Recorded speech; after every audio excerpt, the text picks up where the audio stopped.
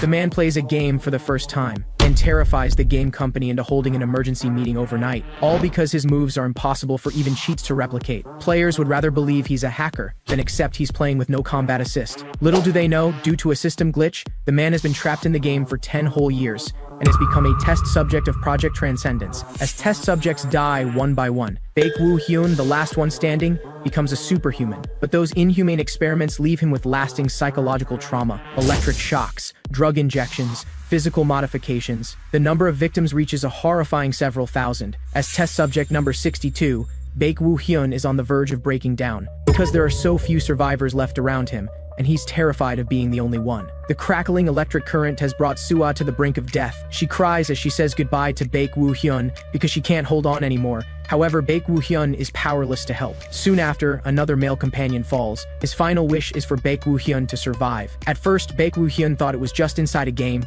but it was an extremely realistic one, and he'd get out soon. However, as time passes, he realizes in despair that this place has become his new reality. Reverse Planet is a virtual reality game. It firmly holds the #1 spot on the global game rankings. It is wildly popular for its themes of dimensional gates, supernatural abilities, and invasion wars. Bai Yuxian logged into this game on a friend's strong recommendation, but he never expected it would be a point of no return. He swears to survive and take revenge, so he plans an escape with the other survivors. But when they struggle to reach the exit, freedom isn't what awaits them. A far more powerful guard stands at the exit. The man shows a twisted smile, his bloodlust written all over his face, as he declares this place will be their grave. They didn't expect this outcome, but they won't just wait to die either. They quickly arrange their tactics. Those with weapons push forward while Bai Yuxian provides support from behind. The man thinks they're a bunch of overconfident fools, perfect for him to wipe them all out, although Bai Yuxian finally strangles the man to death. The battle is exceptionally brutal. Everyone else dies, leaving only him. He cries bitterly. But the next second, something eerie happens. Dark specters crawl out from his dead companions' bodies, each one filled with rage and resentment. Finally, he's forced to flee the laboratory. 10 years pass in a flash. Bai Yuxian keeps on killing. To avenge his companions, he reaps life after life. The guards are terrified, their gun barrels smoking from continuous fire, and one even tries to escape. But how could Bai Yuxian let him go? As time passes, Bai Yuxian has grown tired of this endless revenge. Everyone keeps urging him to take revenge. He has also reached his breaking point. He doesn't know how much longer he must live like this. Will he have to live this way until he dies? Fortunately, just then, a pop-up window appears, which he has been waiting over 10 years for. Special mission. Bug fix. Eliminate the director of Project Transcendence. Reward. An opportunity to return to your original world. Bai Yuxian looks at this mission in disbelief. His only chance to escape has finally appeared. The scene quickly shifts to a blonde man kneeling on the ground, roaring. Why are you doing this? You only had one step left to enjoy the glory. Why? He is the director of Project Transcendence. His guards are now sprawled across the floor. The white-haired man closest to him grabs his collar. Why? You ask why we are doing this? Don't tell me you really don't know. But the blonde man slaps him away. Shut up, test subject number 81. I'm not talking to trash like you. Mr. Bai Yuxian, with a human body you entered the realm of transcendence. You are a true superhuman. You are the most successful masterpiece of Project Transcendence. Whatever you want, I will offer it to you. You and those fools are completely different. Bai Yuxian shows he doesn't need it with white mist appears on his hand. The blonde man panics. Wait. You fool, do you think killing me will end everything? The League of Enterprises will never let anyone who dares oppose them go. Not just you, but your family, relatives, and colleagues will all be destroyed. But Bai Yuxian came here to kill him. How could he care about his threats? Kim Young-jun is annoyed, complaining that blood splattered on him. Moreover, he had questions for the director, but now Bai Yuxian has killed him. Little does he know Bai Yuxian isn't listening to him at all. His full attention is on the pop-up window. Special mission, bug fix complete. All special missions finished. The promised reward will now be granted. Return to original world. Bai Yuxian's trembling finger reaches for yes. He can finally escape this damned game. But just then, countless voices sound behind him. Yuxian, where are you going? Have you forgotten us? What about those remaining ones? Please go kill them. Revenge, revenge, revenge! Bai Yuxian feels he has done enough. He is tired now. Kim Young-jun slaps his shoulder. Hey, Bai Yuxian, what are you spacing out about? Bai Yuxian says excitedly. I'm going back to my original world now. Kim Young-jun is baffled. Original world? What nonsense are you talking about? Haven't you belonged here from the start? Tell the others for me, and say I'm sorry. In the end, he still clicks yes. When he opens his eyes again, he finds himself lying on his side in bed. It is actually his room. He didn't expect to actually come back. He checks his phone and discovers it's the same day he was dragged into the game. So it means while he was there, no time passed here at all. He looks at himself in the mirror and finds his scars and muscles are gone, as if everything in the game was just a dream. But the images in his mind are so real, including Sua's despair, the director's threats. But if it were a dream, all the feelings and memories are far too vivid. The 10 years he spent there were undoubtedly real. Just then, his phone rings. The caller is Jung Na-yeon. He feels the name is familiar but can't quite remember. Then a roar comes from the other end. Hello? Baek Woo-hyun, why aren't you answering? Don't tell me you forgot about our promise. Promise? Yes. Didn't we agree to meet tonight? I'll send you the address. Get here quick. Baek Woo-hyun finally remembers. This is his classmate from the same department, and also the culprit who persuaded him to play Reverse Planet. If she hadn't pestered him relentlessly, he wouldn't have played. He even suspects Jung Na-yeon knows everything about the game and deliberately made him play. But he immediately dismisses this thought. For now, he should go meet her first. He just walks in, and Jung Na-yeon waves excitedly at him. Here, Baek Woo-hyun. Long time no see. This is the first time we're meeting since break, right? Want a drink? Baek Woo-hyun says the weather is bad today and he doesn't want a drink. The real reason is his current state. If he gets drunk, who knows what he might do. He doesn't dare drink. What's wrong with you? Alright, we'll just eat. Jung Na-yeon takes the initiative to ask, by the way, did you play Reverse Planet? Didn't you say you would at least try the tutorial? Baek Woo-hyun thinks she really knows what he didn't want to hear. He had created his character, just watched the opening animation, and then was immediately dragged into the game. But Jung Na-yeon only hears that he just watched the opening animation, so she's displeased. What the hell, Baek Woo-hyun? That's like not playing at all. Baek Woo-hyun feels like strangling her. Not playing? Speaking of which, who made me live in hell for 10 years? If it weren't for you... The next second, his thoughts are interrupted by Jung Na-yeon. I was really looking forward to it. Because you promised to be a regular guest on my stream. Weren't you a Coliseum ranker before? For a nobody streamer like me, if you show even half those skills, I'm sure I would blow up. Baek Woo-hyun is stunned. Streamer? Only now does he remember she mentioned something about doing game streams. He finally understands why Jung Na-yeon kept pestering him to play Reverse Planet, but he doesn't remember promising to be a regular guest. You said you'd come at least once. Only now does Baek Woo-hyun feel he's truly back to the reality. After returning home, Baek Woo-hyun immediately searches online. The address of Reverse Planet's development company is in country A. Then he sighs. Even if he goes to the main company, what can he do? Even if he says he was transported to another world through the game, he'll only be seen as a lunatic. What's even more terrifying is, if they're truly involved, wouldn't he be walking into a trap? If he rashly provokes them, he doesn't know what kind of retaliation he might face. He doesn't even know what he's doing now. Since he has already escaped that hell, why is he investigating that? The best solution now is to forget everything that happened in that world. After all, this is his real world. From that day on, Baek Woo-hyun starts attending school normally, trying hard to live an ordinary life. As a student, he should enjoy campus life. But has he really returned? A voice suddenly sounds behind him. Is this your reality? Baek Woo-hyun didn't expect to bring them back with him. He turns around and sees his classmates studying quietly. But the next second, he discovers everyone has turned into specters. Something is out of place. The voices of those specters sound in his mind again. Go take revenge on those bastards. Revenge. Brutal revenge. This isn't where you belong. Go kill those bastards. Baek Woo-hyun rushes out.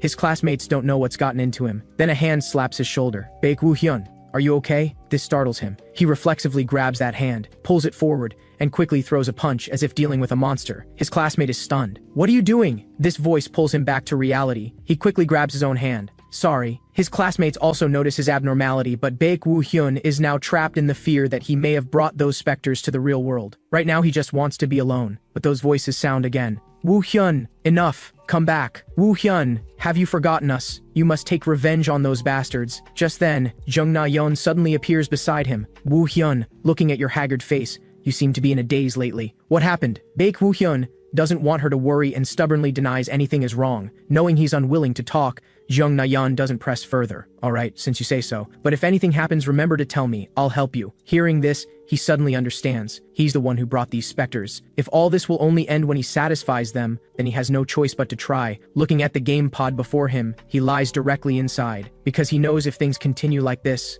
world will be no different from that one. This time when he goes back, he must make a real end to this. A mechanical voice immediately sounds. Welcome to Reverse Planet. Baek Woo-hyun immediately recognizes he is in the laboratory's waiting room. Did he just re-enter the game? After all, if he were still in the previous game session, he couldn't return to the laboratory. He is puzzled. Why can't he return to that world? He had such a hard time deciding to return to that hell. Or does it require some other condition? Then a pop-up window appears. Confirm this character appearance? Seeing this, Baek Woo-hyun thinks he should go through the tutorial first. Maybe he can go back after the tutorial ends. He immediately sets combat assist to 0. After all, in that other world, even without combat assist, he crushed everything. Next is the initial ability setup. First, he needs to choose the first core ability element. Here, abilities can be reset at any time. Reverse Planet's ability system is designed to strengthen a character by first selecting a core element, then enhancing it through various sub-elements. The entire structure from core elements to sub-elements is called a build. Because the elements are so vast, there are even experts in professional leagues who focus solely on studying builds. They're called dedicated builders. And the one that earned him the title superhuman is this one. Core element selection complete. Then an announcement sounds. Test subject number 48. Hearing this, Bai Yuxian realizes that the game doesn't show the process before awakening. He gets it. After all, no one would want to deliberately experience that in a game unless they have masochistic tendencies. Then he prepares to go in and take a look. As soon as he enters, he's startled. He'd recognize what he sees even if it turned to ash. Etinel. This is a killing machine, created to stop the rampage of awakened subjects in Project Transcendence,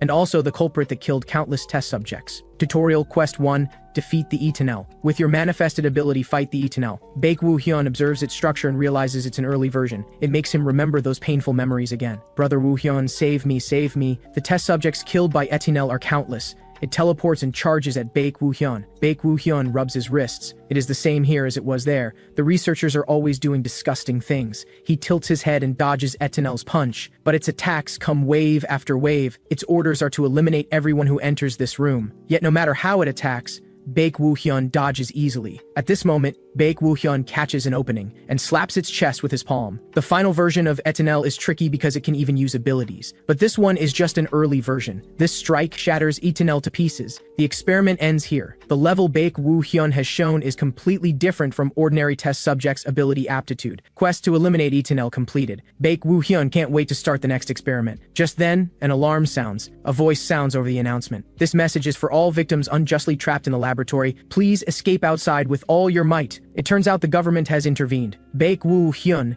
can't understand how those government people got here, but this voice sounds familiar to him. Then the system pops up a window. Tutorial Quest 2. Escape the laboratory. Break out of the laboratory and run to the outside. The next second, an explosion sounds above his head. Bai Yuxian feels he must leave here first. He runs desperately. As the explosions stop, the corridor has become a mess. Etinel parts are scattered everywhere. Then Bai Yuxian notices a man in the corner. He discovers the man has the emblem of the Otherworld Management Bureau. It seems he's not an enemy. Then the man speaks up. You're a victim, right? And you want to escape, right? I might be able to help you. Then he opens something like a weapons cache. Feel free to pick anything you want. And this too, once you get out, use this to send a signal. The Bureau will come to pick you. After saying this, he dies. Bai Yuxian crouches there and starts choosing. He suspects this is a scripted scene the game requires. Little does he know an Etinel has already quietly appeared behind him. In the end, he chooses a chain scythe, but at this moment he inexplicably has a bad feeling. He doesn't understand what's going on. At this moment, a game streamer named Kang So-Yul also logs into this game. She says arrogantly, I can't believe I'm playing Reverse Planet, this national game. My hipster pride is crying. The stream chat is lively. At least she knows she's a hipster. You chose this mainstream game yourself. Why is she reacting like this when starting the nation's best game? Seriously, I don't get it. Did someone hold a knife to your throat and force you to play Reverse Planet as a penalty? Seeing this, Kang So-Yul is angry.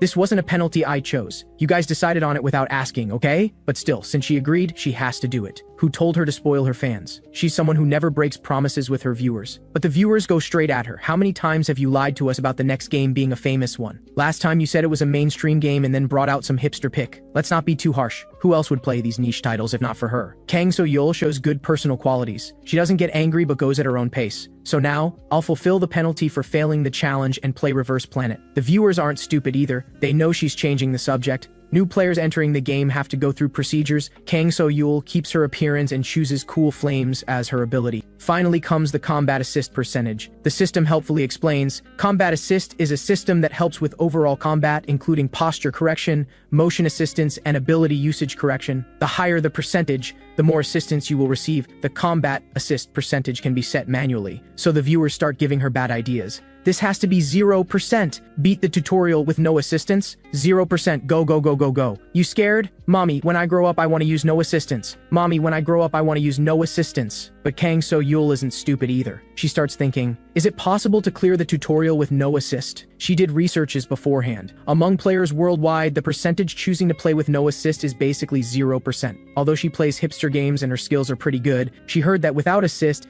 It feels like trying to control a sudden third hand. She thinks it won't work, but she knows these fans all want to see her embarrassed. So she immediately acts cute. Everyone, no matter what, no assist is 2. But the next second, a mission pops up. Clear the tutorial with no assist, reward, 500,001. She instantly changes her tune, her eyes turning to money signs, saying insincerely, accepting challenges is what makes a real streamer. The viewers aren't fooled and start teasing. It was too much money to say no. She changed her mind the second the mission popped up. The ghost of capitalism, Kang. So Yule is fired up like she's on adrenaline. Until I clear the tutorial, I'll play in no assist mode. But soon she regrets it. Everyone, is this really okay? Because she gets instantly killed by Etinel from the start. She's so frustrated she starts whining. There were no instructions to begin with, just told to fight, and it even ambushes. Some viewers comfort her. Lasting 2 minutes is already pretty good. Plenty of pro players have lost to it. Taking on an Etinel and no assist and only one core element is tough. Others say, this quest wasn't designed for you to win anyway. But Kang So-Yul doesn't lose heart. She got the radio and weapon. Now she just needs to escape. At this moment, she also receives tutorial quest 2, escape the laboratory.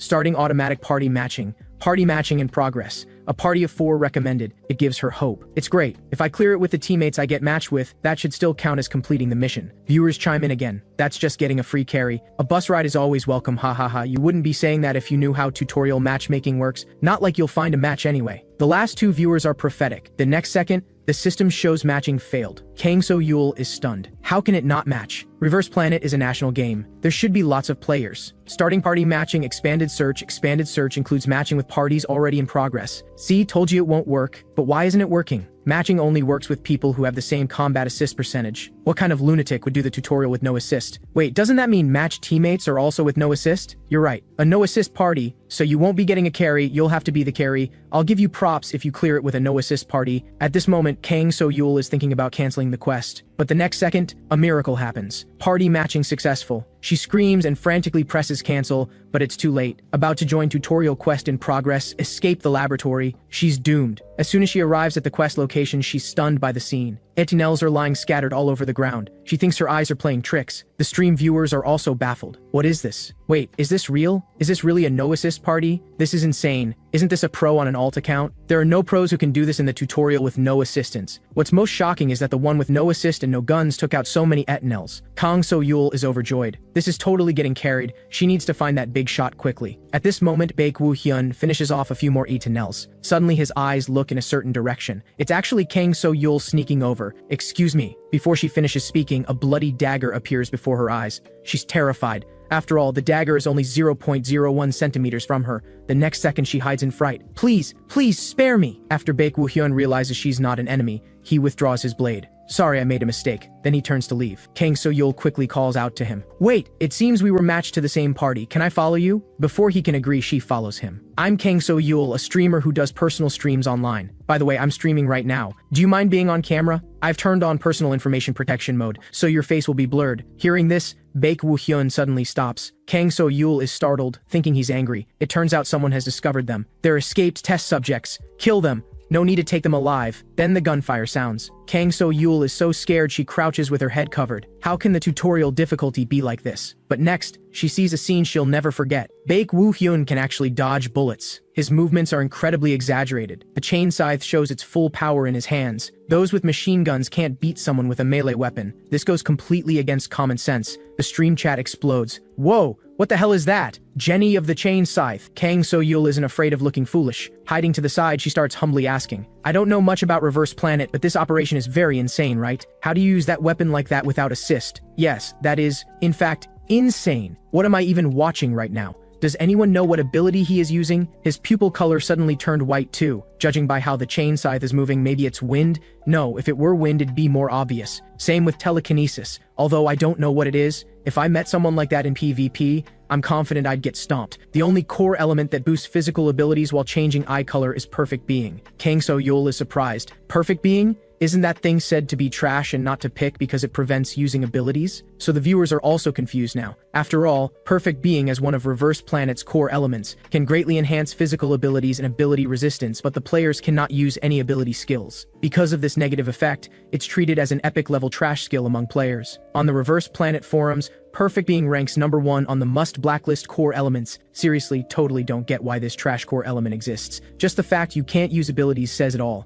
If anyone on the team picks this, leave the party immediately. Kang So-yul thinks that makes sense. This is indeed somewhat unreasonable. In a game focused on abilities, choosing a build that can't use abilities, some even say they've played Reverse Planet for so long and never seen anyone pick Perfect Being. Of course, some tried it out of curiosity, then screamed and deleted their account. Moreover, Perfect Being has one characteristic: the eyes turn white. However, in no assist mode, only enhancing physical abilities might actually be advantageous. Indeed, it's hard to use abilities in no assist mode, so giving up and investing everything in physical abilities is also a strategy. But Kang So-yul can't figure it out. Bai Yuxian should still only be level 1. How can he make those moves? She's never seen such a formidable man. With just a chain scythe, he cuts through enemies. This is literally the Grim Reaper incarnate. But the specters feel it's not enough. Yuxian, it's not enough. Take even more brutal revenge. This level is far from enough. But just then, one that slipped through appears quietly, and even aims the gun at Bai Yuxian. Kang So-yul flashes in front of him and pulls the trigger. 3 bullets stop the ambusher. The ambusher curses furiously. Damn it! Kang So-yul on the ground fires another shot. The ambusher is instantly killed. Kang So-yul doesn't forget to strike a pose, classically blowing on the gun barrel. The stream viewers are won over, generous with praise. Wow, honestly, that was so cool. This guy is really good at shooting. Originally, you have to be good at shooting to play hipster games. Wait, people might think she killed them all. She's just a kill stealer. Kill stealer out. Kill stealer out. At this moment, Kang So-yul turns to look at Bai Yuxian. How about that? I helped at least a little, right? Well, it turns out she's showing off. Here suddenly appears a flashback of Bai Yuxian.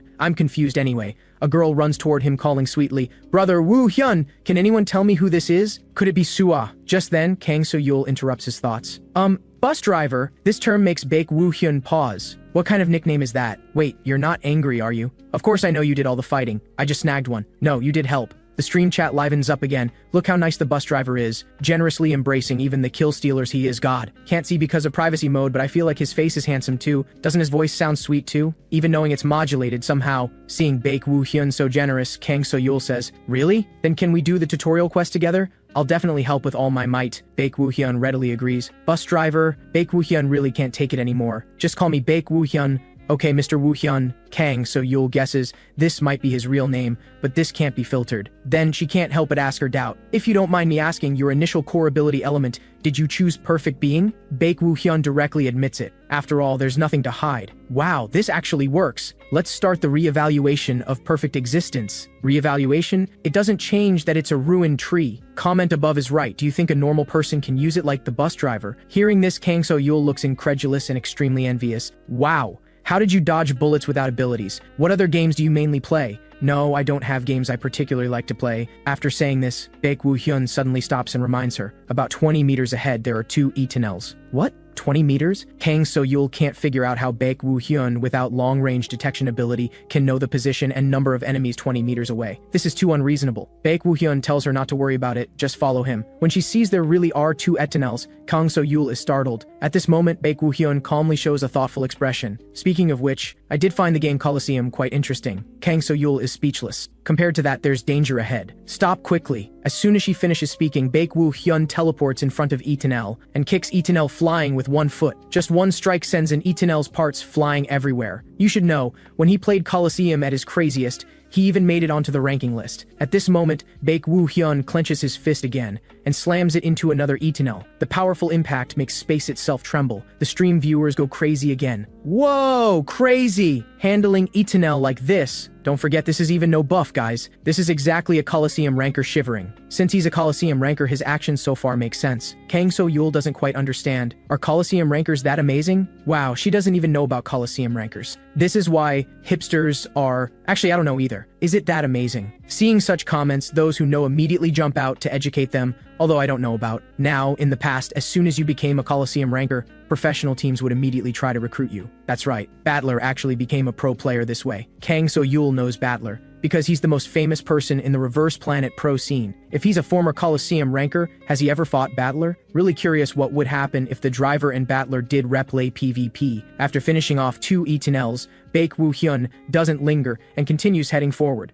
Soon, They arrive at the laboratory exit. A booming voice reaches their ears. "You actually crawled your way here, I bet you don't know this. Place is about to become your grave." Well, it's Bai Yuxian's acquaintance, the laboratory guard captain, the tutorial boss. His arrogance hasn't changed one bit. "Don't worry, you'll soon reunite with your dead companions." Seeing him, Bai Yuxian knows the tutorial is reaching its end. But the next second, he looks as if he's witnessed something incredible. Countless specters crawl out from behind the guard captain, yet he remains oblivious. The specters reveal expressions hungry for eating him. The guard captain launches his attack. "You'll never make it out alive." Kang So-yul raises her gun and unleashes a barrage of fire, but the guard captain's barrier blocks every shot. Kang So-yul thinks this is totally unfair. Aren't particle barriers only for awakeners? Viewers eagerly enlighten her. The guard captain is also an awakener too. He's the tutorial boss after all. Having this level of ability is normal. Mindset of trying to cheese with guns is cheeky. Realizing this enemy is beyond her, Kang So-yul quickly takes cover. "Mr. Woo Hyun, I'll provide fire support from back here." Viewers don't miss the chance to roast her. Realize it won't work, so she calls the driver immediately. Look at that fast judgment. Cheese on. Meanwhile,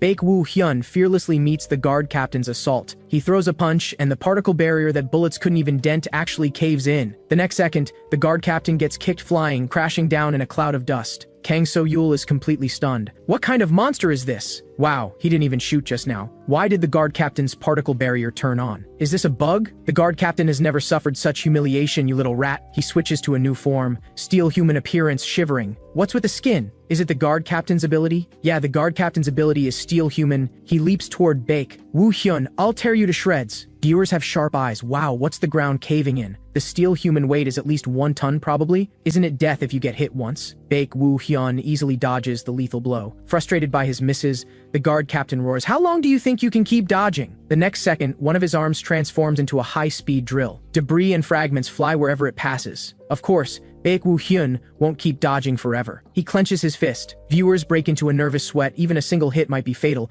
but he is dodging everything. Even with combat assist, I can barely dodge the guard captain's attacks. Covering fire? For him? Seriously? Haha. The next second, Bai Woo Hyun's fist connects with the guard captain's metal face, shattering his barrier. The guard captain kneels, coughing. His steel form begins to deactivate, but Bai Woo Hyun isn't having it. "Don't deactivate your steel form, because you can't die that easily." The specters urge him on, kill him, tear him to pieces. Just like what we endured, but even more cruel. The guard captain is filled with terror. "How can a test subject like you possess this kind of power?" Bai Woo Hyun looks down at him. "It's all thanks to you." Kang So-yul has completely become a spectator. The next second, a system notification appears. "You have defeated the laboratory guard captain." Kang So-yul can't believe what she just witnessed. Insane. That's our carry. You all need to keep in mind that this is without any combat assist. He seems quite used to beating people up though. Is he? Either way, he finally took down the tutorial boss. Now all that's left is to walk out. Come to think of it, yeah. Free ride success. Crazy. Wait, why is the bus driver online at exactly this time? The last viewer clearly wants to see Kang So-yul fail. As Bai Woo Hyun walks away, the specters swarm the guard captain's body, looking ready to drag him to hell. Just outside the laboratory, Kang So-yul breathes a sigh of relief. They finally escaped. Tutorial mission: escape the laboratory complete. Level up. Obtained 1 ability point. Mr. Woo Hyun, are you continuing with the main storyline today? No, I'm stopping here for today. He shows no interest in Kang So-yul's charms. As the stream nears its end, viewers quickly roast Kang So-yul. How shameless. She's got B in the Forbes top 100 list for the hardest carried streamer, but some viewers find it entertaining. I just got here and you're ending? This last viewer clearly has bad timing. With that, the no assist tutorial clear is complete. Today's stream was fun. See you all tomorrow. Seeing Bai Woo Hyun still there, Kang So-yul immediately proposes an idea. Can you regularly appear in my streams? At this, a bead of cold sweat appears on Bai Woo Hyun's face. Appear in streams. Yes! We'll mainly do Reverse Planet's main missions together and occasionally play some PvP. The schedule will absolutely fit your preferred times and I'll pay you well. Kang So-yul finishes with an expectant look, but Bai Woo Hyun flatly refuses. Seeing his expression, Kang So-yul realizes further persuasion is futile. She gets ready to log out. I really had fun gaming with you today. Hope you have a great time in Reverse Planet too. Surprisingly polite of her. With that, the tutorial completely ends, leaving Bai Woo Hyun standing alone. The thing he anticipated didn't happen. Why still can't I return to that world? What he doesn't know is that today's gameplay will cause quite a stir. At this moment, a video quietly appears on the Reverse Time community forum. The title reads, "General, no buff, no guns, video is the core reason." let me explain why this guy called Bai Yuxian is a hacker. But then an even more explosive message appears. Anonymous viewer number 62 donated 3,000,000 won. The next morning, at Reverse Planet's branch office, because of one user, they're facing an unprecedented crisis. The video shows footage of Bai Yuxian demolishing the tutorial boss. No matter how many times they watch it, they find it unbelievable. Because Bai Yuxian defeated the guard captain without assist and without even using weapons. Various online community comments have concluded this is a hack. Users are flooding the company's internal bulletin board demanding an explanation. The regional manager has a massive headache.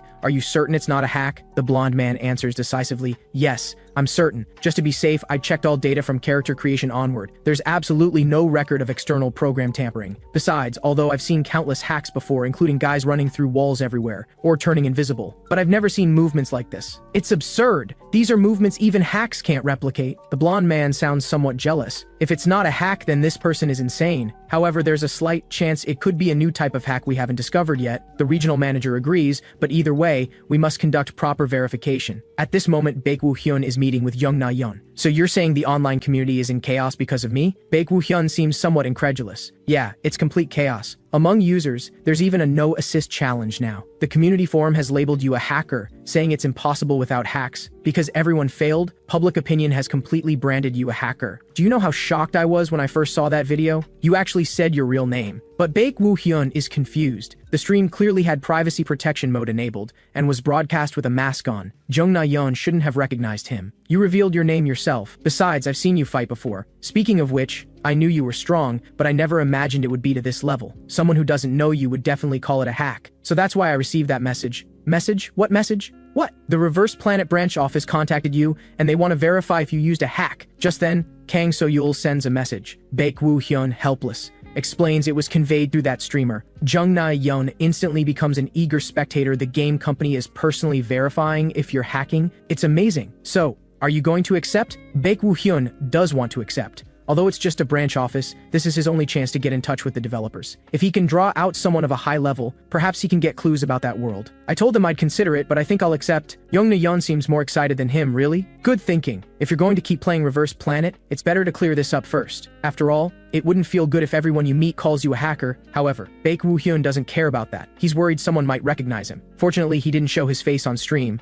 He still holds on to this hope. But Young Na-yeon's next words shatter his illusion. No, even if you change your name, your fighting style is too distinctive. There's no way you won't be recognized. A fighting style like yours that doesn't use abilities doesn't even exist in the professional scene. Recently, even pro players trying to hide their identities get exposed because of combat habits they reveal. After all, viewers have sharp eyes. Like Rookie couldn't escape because some habits he wasn't even aware of exposed his information. Fortunately, you agreed though, or that streamer would definitely get flamed. Bai Yuxian really doesn't understand this time. He is him, Kang So-yul is Kang So-yul. They're completely unrelated. Does that matter to people raging about the hack controversy? Though they'll flame you at first, they'll quickly turn on that streamer. Bai Yuxian finds the internet truly terrifying. He immediately replies to Kang So-yul's message that he accepts to verify. Kang So-yul feels this happiness came too suddenly. She stares at her phone screen in disbelief. He agreed. With her current momentum, her viewer count will skyrocket. Her previous record was 8,584 viewers. She can't help but smile triumphantly. Everyone, prepare to be shocked because this will be an unprecedented spectacle in Reverse Planet's history. She immediately posts a notice that in 4 days, she'll conduct a stream to clarify the hack controversy surrounding Bai Yuxian. 4 days later, Bai Yuxian logs into the game again. Kang So-yul immediately approaches him. You must have been rough in the past few days. It seems this is all because of me. I'm truly sorry. It's fine, I don't really care. More than that, don't you suspect me? Kang So-yul is somewhat surprised at this, and he explains, I saw your movements with my own eyes that day. Besides, the evidence people claim for hacking is weak. Most importantly, because of those eyes of yours like a crazed killer, I don't dare think in that direction. She then takes out a camera. Anyway, if you're ready, let's start the stream. Hello everyone, sorry for the wait, she says while greeting them. Viewers can't wait any longer. Wow, it's finally starting. Explain. Thought I was gonna die waiting. Is this where they sell the hacks? Hacker out. I ordered fried chicken just to watch this. He's obviously a hacker, what's there to explain? I'll stay neutral until I see it. As Kang So-yul predicted, the stream breaks 10,000 viewers from the start. She can't help but marvel. The interest is so high. It also shows how much attention this hack controversy is getting. So I've invited Mr. Woo Hyun again. Hello everyone, I'm Bai Yuxian. The moment he appears, viewer insults flood in. Look at the shamelessness of this crazy hacker. What's the fun in playing games with hacks? Of course, some defend him. What's with the chat reaction? What if he's not hacking? People who still believe he's not hacking are delusional. Don't you know to stay neutral until the results come out? So is it a hack or not? In short, all kinds of comments appear. Kang So-yul can't stand it anymore. Everyone, please follow chat etiquette. If it gets too extreme, I'll disable the chat function. Mr. Woo Hyun, before the official verification, what are your thoughts on this controversy? I think it's ridiculous. Just the level like this cause a controversy. His words make viewers explode again, like this. Turning Reverse Planet upside down is just like this. Is this a Colosseum rancor? The hacker is bluffing, ha ha ha, Kang. So Yul also thinks some viewers have a point. A viewer asks, so, how exactly do you plan to explain yourself? They're quite expectant. Kang So Yul teases, good question. Just for today's verification, we've invited a special guest. Should be here soon. The next second, a man appears. This is the guest Kang So Yul invited. Even more explosive, he's actually a game master. Hello everyone, I'm Park Gi-hyun, leader of Operations Team 1 of the Reverse Planet Branch Office. Viewers are truly shocked. Who from where? Wow, calling a game master to prove it's not a hack. What? It's not an impersonation, it's real. He has the game master title above his head. Only authorized staff get that. Crazy. Looks like it's really not a hack. What are the accusers gonna do? A glimmer of hope ignites in Baek Woo Hyun's eyes. Since Park Gi-hyun is the operations team leader, he might know something. After the verification ends, he needs to ask him. The three exchange greetings. Thank you for your coming. I'm streamer Kang So-yul. I'm Baek Woo Hyun. Nice to meet you. Park Gi-hyun looks at Baek Woo Hyun before him, thinking, this is the person who caused the issue? He doesn't look particularly special.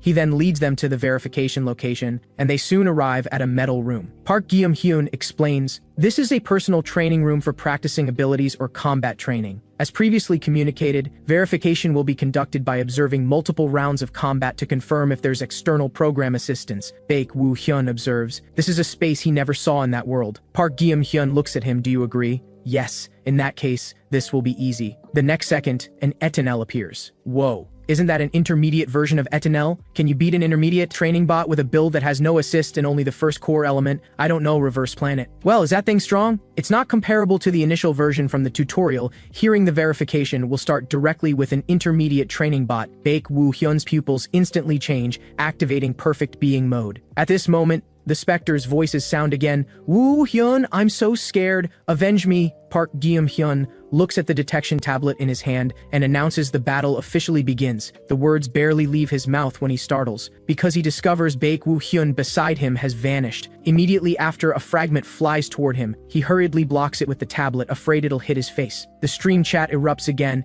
Is he crushing an intermediate Etinel with his bare hands right now? I heard that thing is fine even if you hit it with a sledgehammer. Oh, but am I the only one who's a little scared? I feel bad for the Etinel. Baek Woo Hyun stands on the Etinel, holding one of its components in his hand, but Park Gi-hyun's detection tablet displays no external program intervention detected. This absolutely cannot be a hack. The first round of testing has ended, but Park Gi-hyun didn't get the result he wanted. Although no external program use was detected in this battle, the verification time was too short. Could you please fight according to our specified method? Knowing this is to confirm if it's an auto-combat hack, Baek Woo Hyun doesn't refuse. Auto-combat hacks are basically program-operated. Therefore, by setting a victory method before battle, if he can fight as requested, it proves it's not a hack. Park Gi-hyun didn't expect Baek Woo Hyun to be so agreeable. He has already decided the next test. Then this time, please use the chain scythe to sever the heads of 3 intermediate training bots. Baek Woo Hyun indicates no problem. Seeing him agree so readily, Park Gi-hyun becomes unsettled.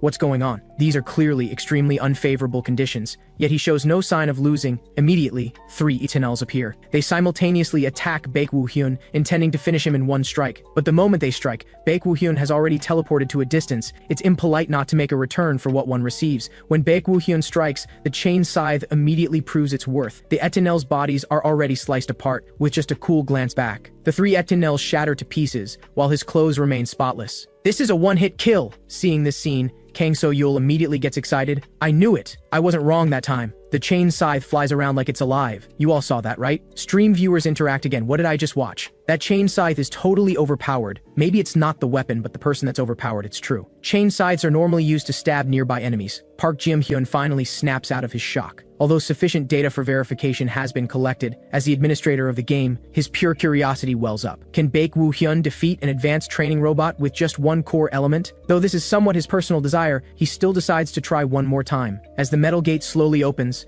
A pair of blood-red mechanical eyes appear. It's an advanced version Etinel. Viewers look incredulous. Huh? He's actually bringing that out? Isn't this crossing the line a bit? The administrator is out for blood. If he wins, he might get officially acknowledged as a hack-level human by the National Certification Board. Finally, they'll verify through the advanced training robot. And this is the new version of Etinel. Bai Yuxian stands opposite it. Though on the surface he appears completely calm, showing no emotion, he clearly remembers countless test subjects died at its hands. Back then, Etinel showed cruel and twisted expressions. Thinking of this, Bai Yuxian erupts with murderous intent, but Etinel strikes first. This is the first time that Bai Yuxian got injured. An injury is scraped across his face, but taking hits passively isn't his style. He rapidly dodges Etinel's combo punches. The air cracks with sonic booms. From the wall behind him, it's clear that taking one punch means instant death. As expected, this version of Etinel is more than a tier stronger than the intermediate one. In his current state, his body's durability isn't enough, so his attacks can't break through Etinel's defense at all, and its speed is extremely fast. If that's the case, he'll just have to keep hitting until he breaks through its defense. Kang So-yul and Park Gi-hyun on the side are stunned. Viewers think he's insane. I can only call this crazy. How is this even possible? I'm actually getting scared now.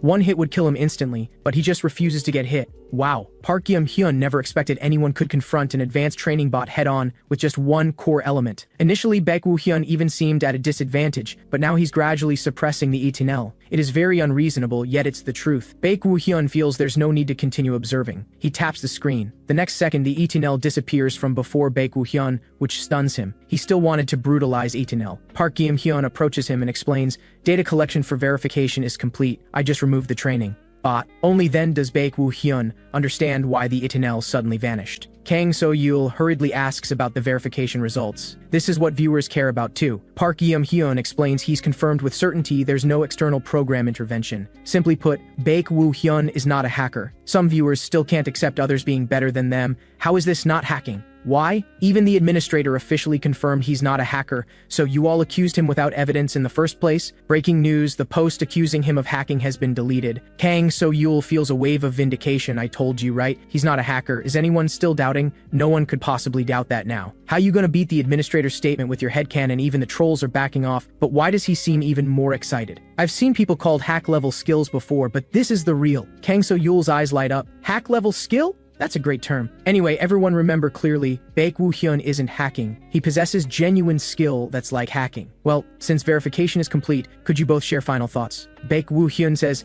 "Thank you for your effort." Park Gi-hyun laughs heartily, saying it was interesting. Today's stream ends here. See you next time. From the data, viewer count exceeded 100,000. Viewers are reluctant to leave. Ending already? I need to tie you down. I just got here. It was only supposed to be a clarification stream anyway, but today's stream was legendary. Bye-bye. Meanwhile, Park Gi-hyun expresses gratitude to Bai Yuxian for readily agreeing to the verification request. Unexpectedly polite, he then prepares to exit the game, but Bai Yuxian stops him. "Wait, I have something to ask you." Park Gi-hyun is startled, then tells him to speak freely. "Are there any bugs in the game? Like cases where bugs prevent players from exiting the game?" Park Gi-hyun looks confused. This is his first time hearing this. I've never heard of such a thing. If there were such a fatal bug, Reverse Planet couldn't have become a world-class game, right? In the end, Bai Yuxian still doesn't get an answer. With a shower of particle light, Park Gi-hyun logs off. Kang So-yul breathes a sigh of relief. It's finally over. "Woo-hyun, today was really tough on you. Oh, and I want to settle the stream earnings with you. Can I contact you later?" Bai Yuxian thinks the money isn't necessary, but contacting him is fine. What he doesn't know is Kang So-yul has her own agenda. Letting him go like this is such a waste. Walking content material is right in front of me. Seeing her like this, Bai Yuxian asks if she has something else to say. But ultimately, Kang So-yul doesn't have the courage to speak. After all, this stream was only requested for the clarification segment. She'll give up for today. She says it's nothing and logs off. Bai Yuxian looks at the notification before him,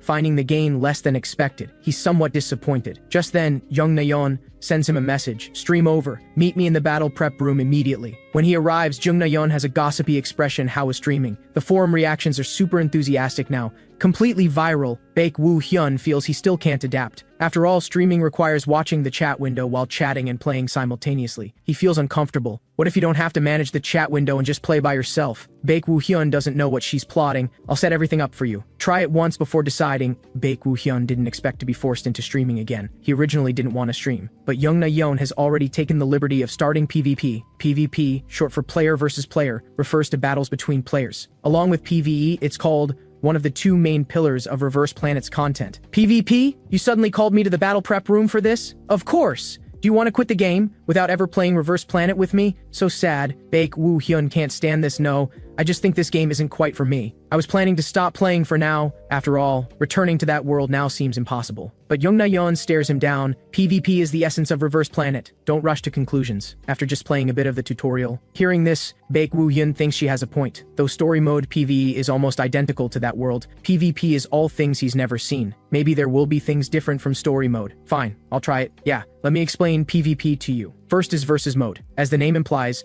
dueling with matched opponents. There's 1-on-1 singles and 2-on-2 doubles, using best-of-3 format. Next is struggle, including 4 modes: domination, capture, escort, and annihilation. You pick one of these 4 modes and fight 5-on-5 in a fixed-team battle. What we're playing today is survival. 100 players are scattered across multiple zones, gather gear by farming, and fight. The last surviving player or team wins in a battle royale. Since it's your first time, today, let's play team mode. And to play PvP, you need a proper build. I'll recommend one. Baek Woo-hyun says that's not necessary. He happens to know a good build, which got him called superhuman in that world, and he'll set it up while she prepares to connect. The starting point has to be the military base, as it's basically the rule. Military base, one of the PvP survival maps, where various high grand gear is evenly distributed. Because high-level players gather here, it's unsuitable for beginners. At this moment, Jung Na-yeon starts getting hyped. Do you mind if I record our entire PvP session today? I want to upload it to a short video platform. Baek Woo-hyun tells her to back off with a disgusted expression. It is fine to record, but calm down. Yeah, I'll connect now. He really doesn't understand why she's so excited. Then Jung Na-yeon presses the button. 2 notifications pop up. Starting point confirmed as Zone 1, military base. Time remaining until game start, 60 seconds. Jung Na-yeon salutes him, see you alive, partner. Immediately, Baek Woo-hyun appears in an abandoned building. Appearing with him is a man in green clothes. The man hasn't yet realized the danger. 3rd floor hallway. Anything good can't be found here. I need to quickly move somewhere else. His words barely finish when Baek Woo-hyun appears behind him. Then flames erupt skyward. Jung Na-yeon looks at the suddenly appearing notification.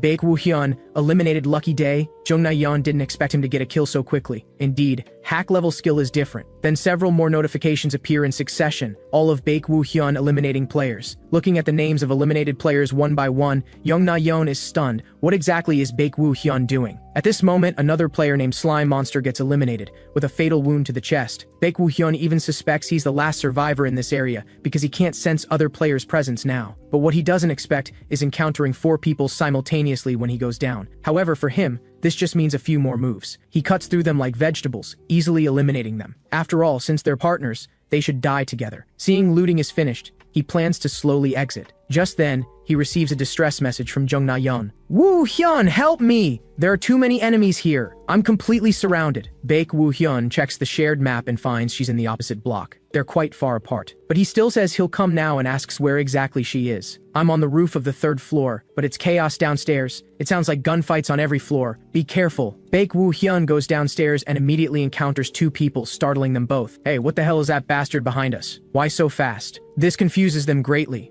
One is decisive, immediately ordering his companion to prepare abilities while he tries to block. But before he finishes speaking, Baek Woo-hyun eliminates him, also severing one arm. The nearby player looks incredulous. The next second, purple-black mist emanates from his hands. He then slams them into the ground. Go die! The purple-black mist forms spikes over 10 meters long on the ground. Seeing the attack coming, Baek Woo-hyun leaps into the air, looking like he'll do a backflip. The moment he lands, he's already eliminated the man. The man didn't expect him to calculate to such precise degree. After dealing with them, Baek Woo-hyun doesn't even pause, starting to jog. After all, Jung Na-yeon is still waiting for him. Soon, the next unlucky person appears, a blonde, short-haired man called Please Buy Chicken. Baek Woo-hyun quickly arrives at the building where Jung Na-yeon is. She doesn't expect him to get there so fast and pretends to ask if he needs backup. Baek Woo-hyun tells her to wait there. He grabs the door lock and immediately senses something's off. He detects that there seem to be 5 people inside. The moment he opens the door, a man with a weapon is hiding right behind it, waiting. Seeing Baek Woo-hyun enter, he instantly shows a twisted smile. Then without hesitation, he slashes down with his blade. Die! But Baek Woo-hyun moves faster and grabs his wrist. It catches him completely off guard. In the next instant, he feels like he's been hit by a truck. This one punch eliminates him instantly. But Baek Woo-hyun seems somewhat dissatisfied. It looks like he needs to increase his speed even more. Then with a few jumps, he charges up the stairs. Another bunch of notifications pop up as he takes out several more enemies in one go. Jung Na-yeon on the rooftop is stunned. There he goes again. He is insane. He's completely crushing noobs. But the next second, she's startled. Her weapon sweeps out without hesitation, accompanied by crackling electricity. It turns out Baek Woo-hyun has arrived. Of course, he easily dodges Jung Na-yeon's attack. You scared me! I didn't even notice until you were right next to me. That's a 14 kill streak all by yourself. It's insane. Jung Na-yeon right now is completely different from usual, holding a buzzing electric chainsaw looking like a total demon. This is Baek Woo-hyun's first time seeing her like this. He suddenly feels she would have been fine without him coming. Jung Na-yeon laughs awkwardly. This chainsaw was the only thing around. Then she changes the subject. Are all the enemies in this building cleared out? With a weapon in hand, she gets cocky and brazenly says she'll carry Baek Woo-hyun through the rest of the match. In the end, they finish the survival duo game in first place. Next, they play 9 more times. Every time, they finish the game in first place. By now, Jung Na-yeon is exhausted. She didn't expect they'd actually get 10 wins in a row. She really has no energy left to stream today and has to stop here. But the way she looks at Baek Woo-hyun is strange. She thought Baek Woo-hyun was just an ordinary college student, but he turns out to be a walking weapon. No matter what, she has to pull Baek Woo-hyun into the streaming world. Meanwhile, Baek Woo-hyun has no idea what she's thinking. At this moment, Jung Na-yeon starts acting cute. Can you wait for me these 2 days and not take any main missions? I'll come up with a proper streaming plan in the meantime. Baek Woo-hyun shows no interest, and besides, he wasn't planning to do any main missions anyway. No surprise, Jung Na-yeon, being Jung Na-yeon,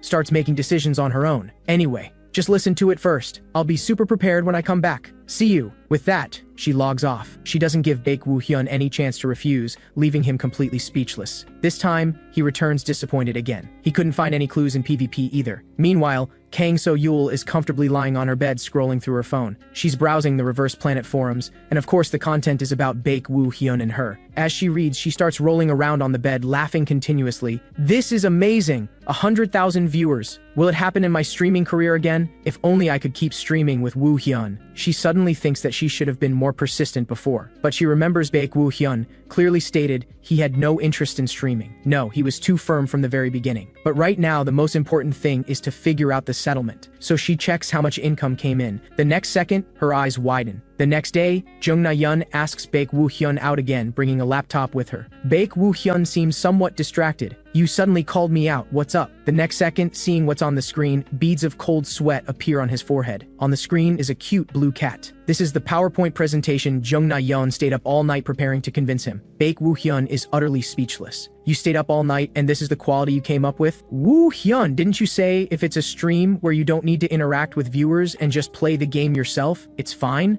Baek Woo-hyun doesn't remember saying that, but Jung Na-yeon directly launches into her pitch. So what about an observation variety show format? Observation variety show? Baek Woo-hyun clearly doesn't know much about it. An observation variety show is a program format where multiple cast members gather in a studio and watch recordings of other cast members. You play the game, and I handle the interaction. If you think just me alone isn't enough, we can also invite a professional commentator. I'll give you 60% of the earnings, and I'll take 40%. How's that? Pretty good deal, right? I already said I'm not interested. Wait, you don't seem to understand streaming revenue. Hold on, didn't you receive the settlement from streamer Kang So-yul this time? Hearing this, Baek Woo-hyun remembers. Come to think of it, he did receive an email this morning. Because Jung Na-yeon was rushing him and he was in a hurry to leave, he hasn't had time to check it. He opens the email. He finds that for just one stream, Kang So-yul voluntarily gave him 6 million won. Seeing this, Jung Na-yeon is incredibly envious. What? 6 million? Wait, seeing this amount, you still don't want to stream? But what Baek Woo-hyun cares about is that there are messages. But the next second, his expression changes drastically. All these messages are from someone called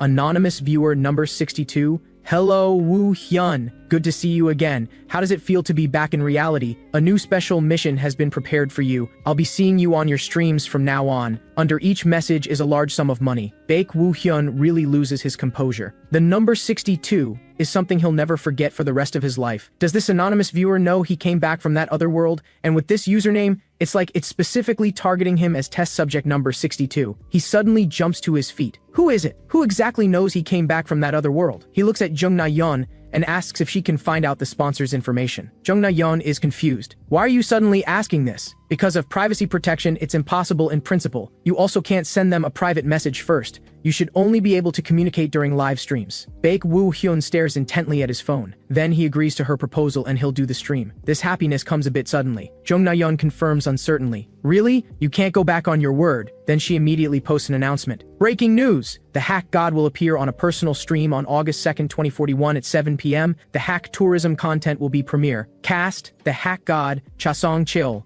Jung Na-yeon. On Friday evening, people enjoy their leisure time with their own expectations. And those who pride themselves as gamers are all single-mindedly gathered in front of their computers. Right now, what they're most focused on is the collaborative stream with Baek Woo-hyun, Jung Na-yeon, and Cha Song-chil. But who is Jung Na-yeon anyway? Still, some people know. She's a personal streamer. I heard she's friends with the hack god. By now, some have already ordered fried chicken waiting for the hack god's game stream. 5 minutes before the stream starts, in the broadcasting studio, Jung Na-yeon is completely nervous, trembling. Cha Song-chul is a nice guy and comforts her from the side. Don't worry too much. We're well prepared. Nothing will go wrong. Cha Song-chul is a professional commentator for Reverse Planet. To ease the awkwardness, he scratches his head. I didn't expect anyone besides Kang so Yul could get the hack god to agree. The reason Cha Song-chul agreed so readily is simply because Jung Na-yeon said she's Baek Woo-hyun's friend. The stream enters countdown directly. At this moment, Jung Na-yeon has adjusted her state. Hello everyone, I'm Jung Na-yeon. Nice to meet you all. Hello, I'm Cha Song-chul. Soon viewers are showing support. Oh, the stream is on. What? Where's the hack god? Bring him out.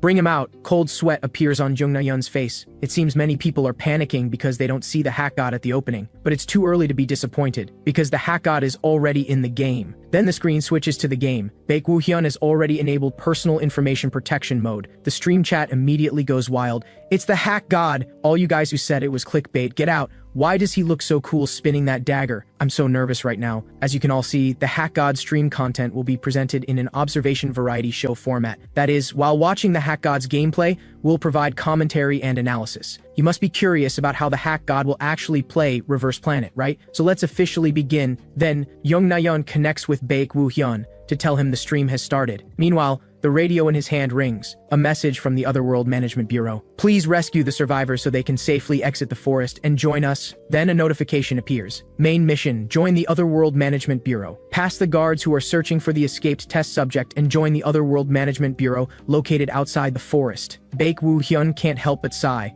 It really is the same as last time. In that world, just escaping with his life took everything he had. This time, he won't be so pathetic. Then he lets out a roar. This naturally draws the guards' attention. Over there, surround him from 3 sides. It seems Baek Woo-hyun did it on purpose. Facing 3 people on the ground and 2 in the air, Baek Woo-hyun has already placed his hand on the chain scythe. He has only one goal, kill them all. This is his companion's dying wish. Then 2 of them start firing with machine guns. While dodging, Baek Woo-hyun swings the chain. It precisely hits one of the machine guns. First round, cold weapons win completely. The guard is shocked. Then he's engulfed by an explosion. Baek Woo-hyun flashes and jumps into the air. The guard is pleased. You fool, you delivered yourself to us, die! But Baek Woo-hyun's hands aren't idle. He swings the chain out. What the 2 guards don't notice is that the chain has already circled behind them. After going around, it ties a knot. Then Baek Woo-hyun pulls hard with both hands. The 2 guards instantly crash into each other. As Baek Woo-hyun rapidly swings the chain, they make intimate contact with the ground. Then they spurt out mouthfuls of blood. Baek Woo-hyun descends from the sky to finish them off. He had already entered perfect being mode. Right now, he's mysterious and powerful. Jung Na-yeon is so shocked that her jaw nearly drops to the floor. This is not the Reverse Planet she knows. Cha Song-chul is also greatly shocked. I've been commentating Reverse Planet for so long,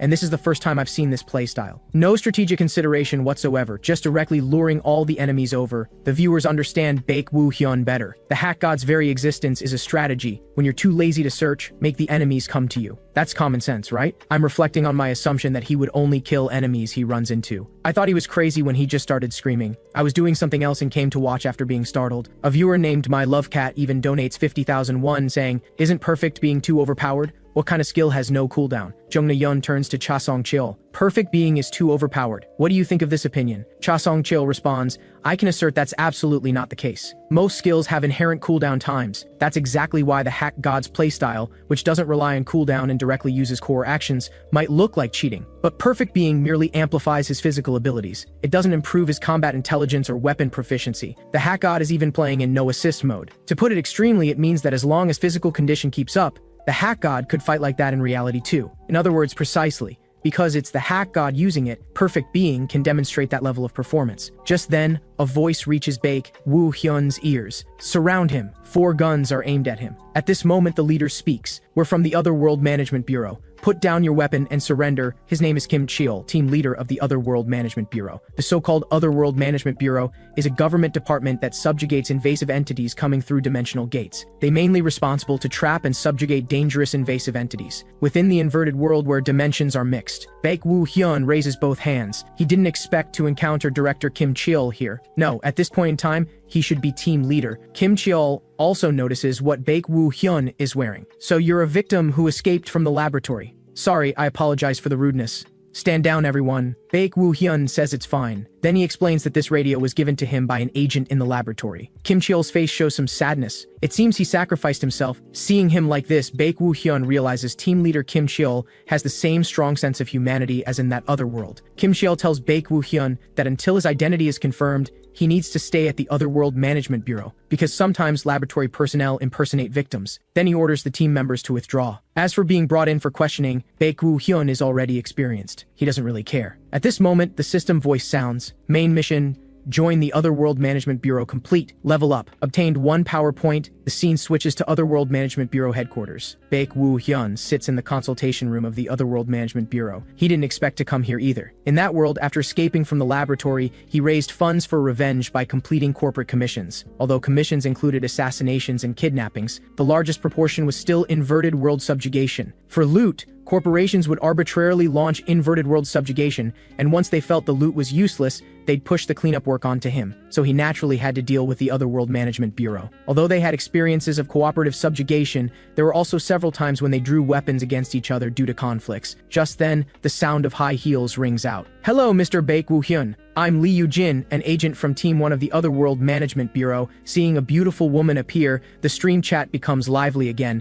"Yujin, wow, her beauty is definitely top 3 in Reverse Planet." Li Yujin pulls up a stool and sits down. "You've had a hard journey, Mr. Bai Yuxian. Now you have 2 choices before you. First, accept the Otherworld Management Bureau's protection and live as a civilian. In this case, using abilities is strictly forbidden. Second, become an agent of the Otherworld Management Bureau. Of course, choosing the latter doesn't mean you can immediately operate as an official agent. You need to undergo appropriate training, and only after you're deemed ready will you be deployed to actual combat." Bai Yuxian doesn't speak. In that world, he even killed agents of the Otherworld Management Bureau. Now he's supposed to become their comrade? At this moment, Li Yujin's voice sounds again. "So, civilian or agent, which will you choose?" Bai Yuxian seems hesitant. He starts thinking. If he chooses to be a civilian, he'll probably accept corporate commissions, like in that other world. He doesn't want to walk that path here too. Moreover, he's also curious about the internal situation of the Otherworld Management Bureau. So he chooses without hesitation to become an agent of the Otherworld Management Bureau. Li Yujin is very satisfied with his choice. "Good. Yuxian, having you join will definitely be a great help to us. Recently, corporations keep poaching awakeners, causing a severe manpower shortage. Li Yujin also has no choice. After all, few people can refuse high salaries. And she's not saying this just because she's a bureau agent, but she's also heard that many people regretted it after signing with corporations. The reason is that corporations are just starting now and clearly lack experience in training awakeners. Many times they don't even take responsibility for accidents during training.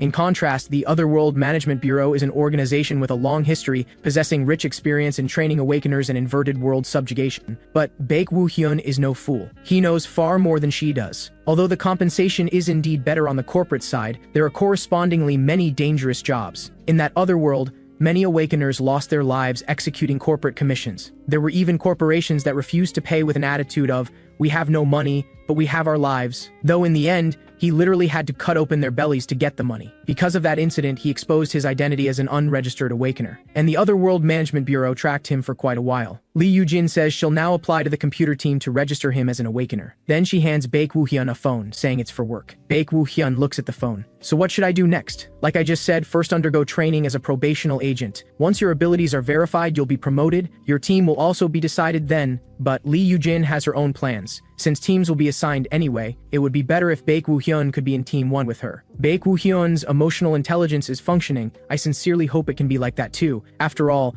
in that other world, he still owes her a favor. Although they had many conflicts afterward, it was Li Yujin who made that broadcast. Thanks to her leading the attack on the laboratory, he and his companions were able to survive. They quickly reach an agreement. At this moment, outside the game, Jungna Yun loses her composure. "Wait, hold on a second everyone. Don't you think this is a bit strange? This NPC dialogue is way too natural. In her impression, aren't NPCs unable to communicate?" The Li Yujin she met clearly spoke very stiffly. Chasong Cheol can't believe it either. So this is fully responsive AI. He's trembling with excitement. The viewers aren't any better. Reverse Planet is really a god-tier game. Wait, this is actually possible? What's a fully responsive AI? The fully responsive AI is an artificial intelligence NPC that can fully respond to any situation or request. Unlike existing NPCs, it can communicate freely. Because it's an extremely resource-intensive technology, the industry generally believes it can't be implemented in online games. So have they already perfectly solved these problems? It shouldn't be. If that were the case, there'd be no reason to hide it as an Easter egg like now. They would have advertised it everywhere.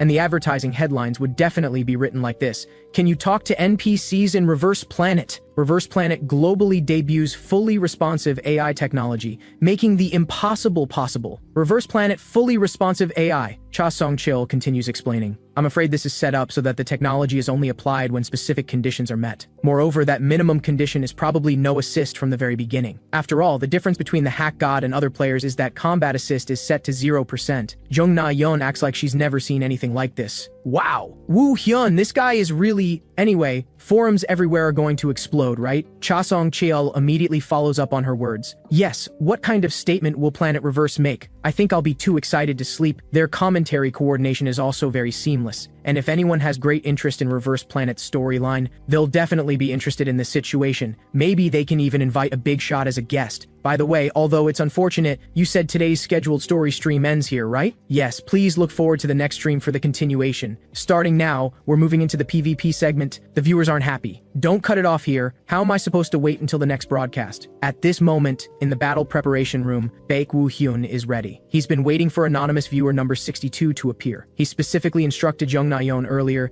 that if anyone with the ID anonymous viewer number 62 donates or leaves a message, tell him immediately, no matter what he's doing. Although Jung Na-yeon doesn't know why he made this request, she still agreed. But Jung Na-yeon hasn't contacted him now, so he figures he needs to stream a bit longer. So he sends a message telling Jung Na-yeon he's ready. So, it's time to start PvP. Today's segment is match mode. By the way, this is the Hack God's first time playing match mode, so he'll start from the normal league. Considering some viewers don't understand, let me explain. Reverse Planet has a total of 8 ranks: Bronze, Silver, Gold, Platinum, Diamond, Master, Grandmaster, and Contender. Moreover, to enter Bronze rank, one must achieve 10 victories in the normal league. According to statistics, pro players average 30 minutes. While regular players need 2 hours, viewers start self-examining. Damn, I'm below average. This game has many Smurf accounts, so luck is also very important. Mission: reach Bronze in 30 minutes. Reward: 500,000 won. Hearing this, Jung Na-yeon's eyes go wide. She immediately sends Baek Woo-hyun a message. Wow, got the first mission. Can you complete 10 straight wins in 30 minutes? Baek Woo-hyun makes an okay gesture. Wow, that confidence. Do pros get looked down on? Isn't this just arrogance? Hurry up, it really gets people excited. Yes. Can he succeed in the challenge? Please everyone stay until the end. But next, Baek Woo-hyun will give them a huge surprise. PvP match mode game matching succeeded. Area 6, Residential District, 10 seconds until the first round begins. The next second, Cha Song-chil is shocked. He sees Baek Woo-hyun taking out a weapon he's never seen before. But this delights his opponent. Is it a melee specialized build? As long as he doesn't get close, this is basically a free win. Obviously, he underestimates Baek Woo-hyun's strength. As the countdown ends,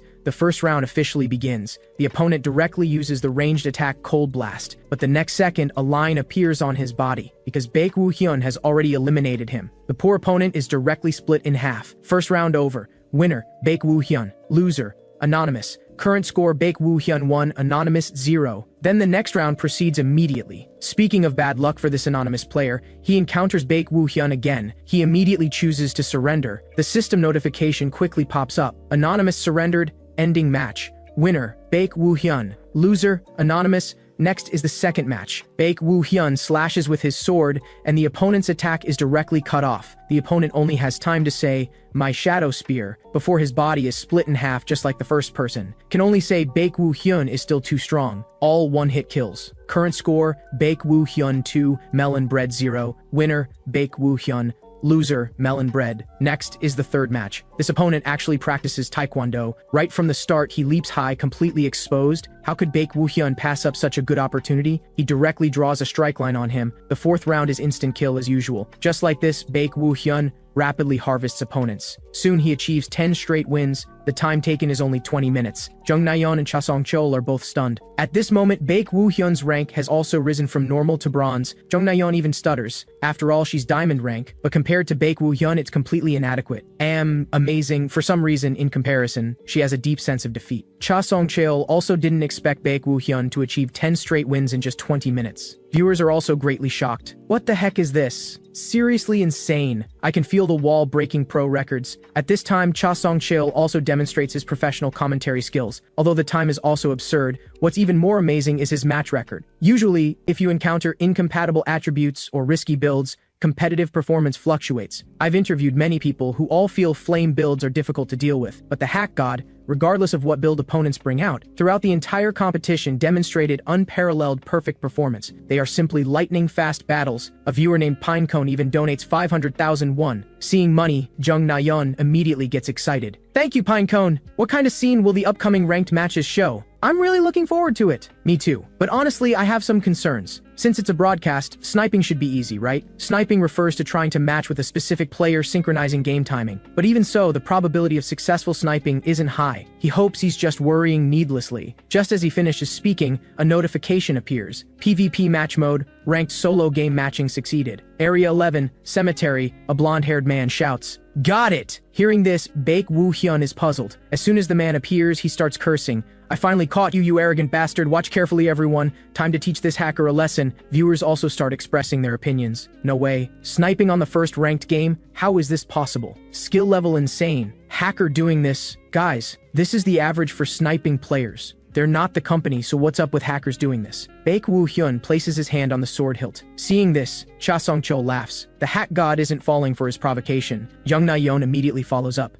"Because I instructed him to ignore this kind of situation, and also," but she momentarily forgets what else she instructed Baek Woo-hyun. Then the first round officially begins. The man immediately releases elemental power, electricity crackling all over his body. With a whoosh, he charges at Baek Woo-hyun, drawing a golden electric arc in the air. "Die, you hacker!" But his punches are all easily dodged by Baek Woo-hyun. Promised re-education, but getting played. Who's being educated here? Thought I'd watch since they seemed confident. Just then, Baek Woo-hyun draws his sword. With just a simple slash, it directly hits the man's abdomen. First round over. The winner is naturally Baek Woo-hyun, but the blonde-haired man is still trash-talking even while dying. Monster-like hacker. Then the next round proceeds immediately. There are 10 seconds in between to prepare. The blonde-haired man still has some shame. He feels utterly humiliated. Knowing he'll lose again if this continues, he decides to use his secret weapon. As the second round officially begins, the blonde-haired man again crackles with electricity all over. Baek Woo-hyun feels the atmosphere is sharper and heavier than before. This time, the blonde-haired man has improved. His movements are extremely efficient, just like Etanel, but his attacks are still useless. Seeing he can't hit Baek Woo-hyun, his expression becomes ferocious. "Do you understand now? You cheating bastard! The first round I was going easy on you." As soon as he finishes speaking, countless punches rain down on Baek Woo-hyun, who is getting beaten like a punching bag. Baek Woo-hyun feels his earlier sense was correct. The blonde-haired man is using hacks. At this moment, Jung Na-yeon interjects. "Ah, I remembered. But even when encountering those who curse you as a cheater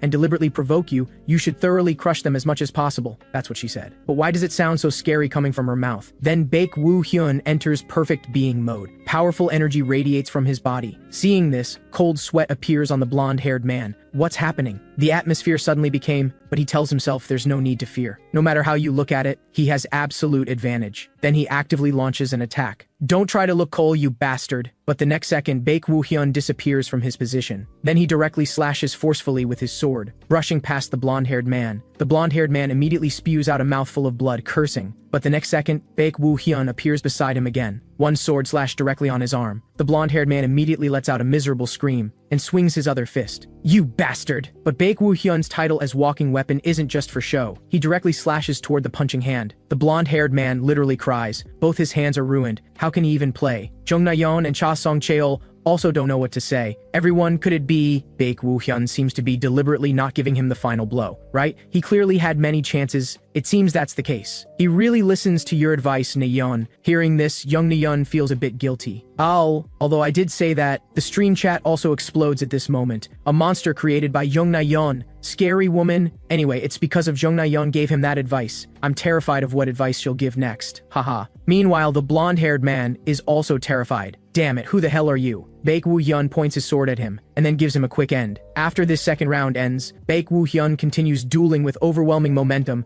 breaking through to 30 straight wins in one breath. Jung Na-yeon and Cha Song-cheol are both dazed because Baek Woo-hyun has already reached gold rank. They didn't expect him to set a 30-win streak record on his first stream. Viewers are also shocked. I seriously held my breath watching that. Is this what they call smurfing? What do you have to eat to grow up like that? Can you please teach us your build? Please. For this question, Jung Na-yeon doesn't know how to respond. Reveal Baek Woo-hyun's build? After all, people usually hate that, but she still plans to ask on behalf of the viewers. Then she sends Baek Woo-hyun a message. Woo-hyun, is it possible to reveal this build? If you don't want to, you can refuse, but Baek Woo-hyun directly agrees. Jung Na-yeon immediately gets excited. Amazing, everyone. The hack god says he'll reveal his build. I'll organize it and upload it to the community after the stream. Viewers didn't expect happiness to come so suddenly. Huh? He's really revealing the build? Wow, I just asked hoping for a miracle. But he's actually doing it. Isn't revealing a build a really sensitive issue? It just means he's that confident. Then Jung Na-yeon and Cha Song-cheol bow deeply. So, we'll see you in the next broadcast. Thank you everyone for watching for so long. After the stream ends, Cha Song-cheol also gets excited.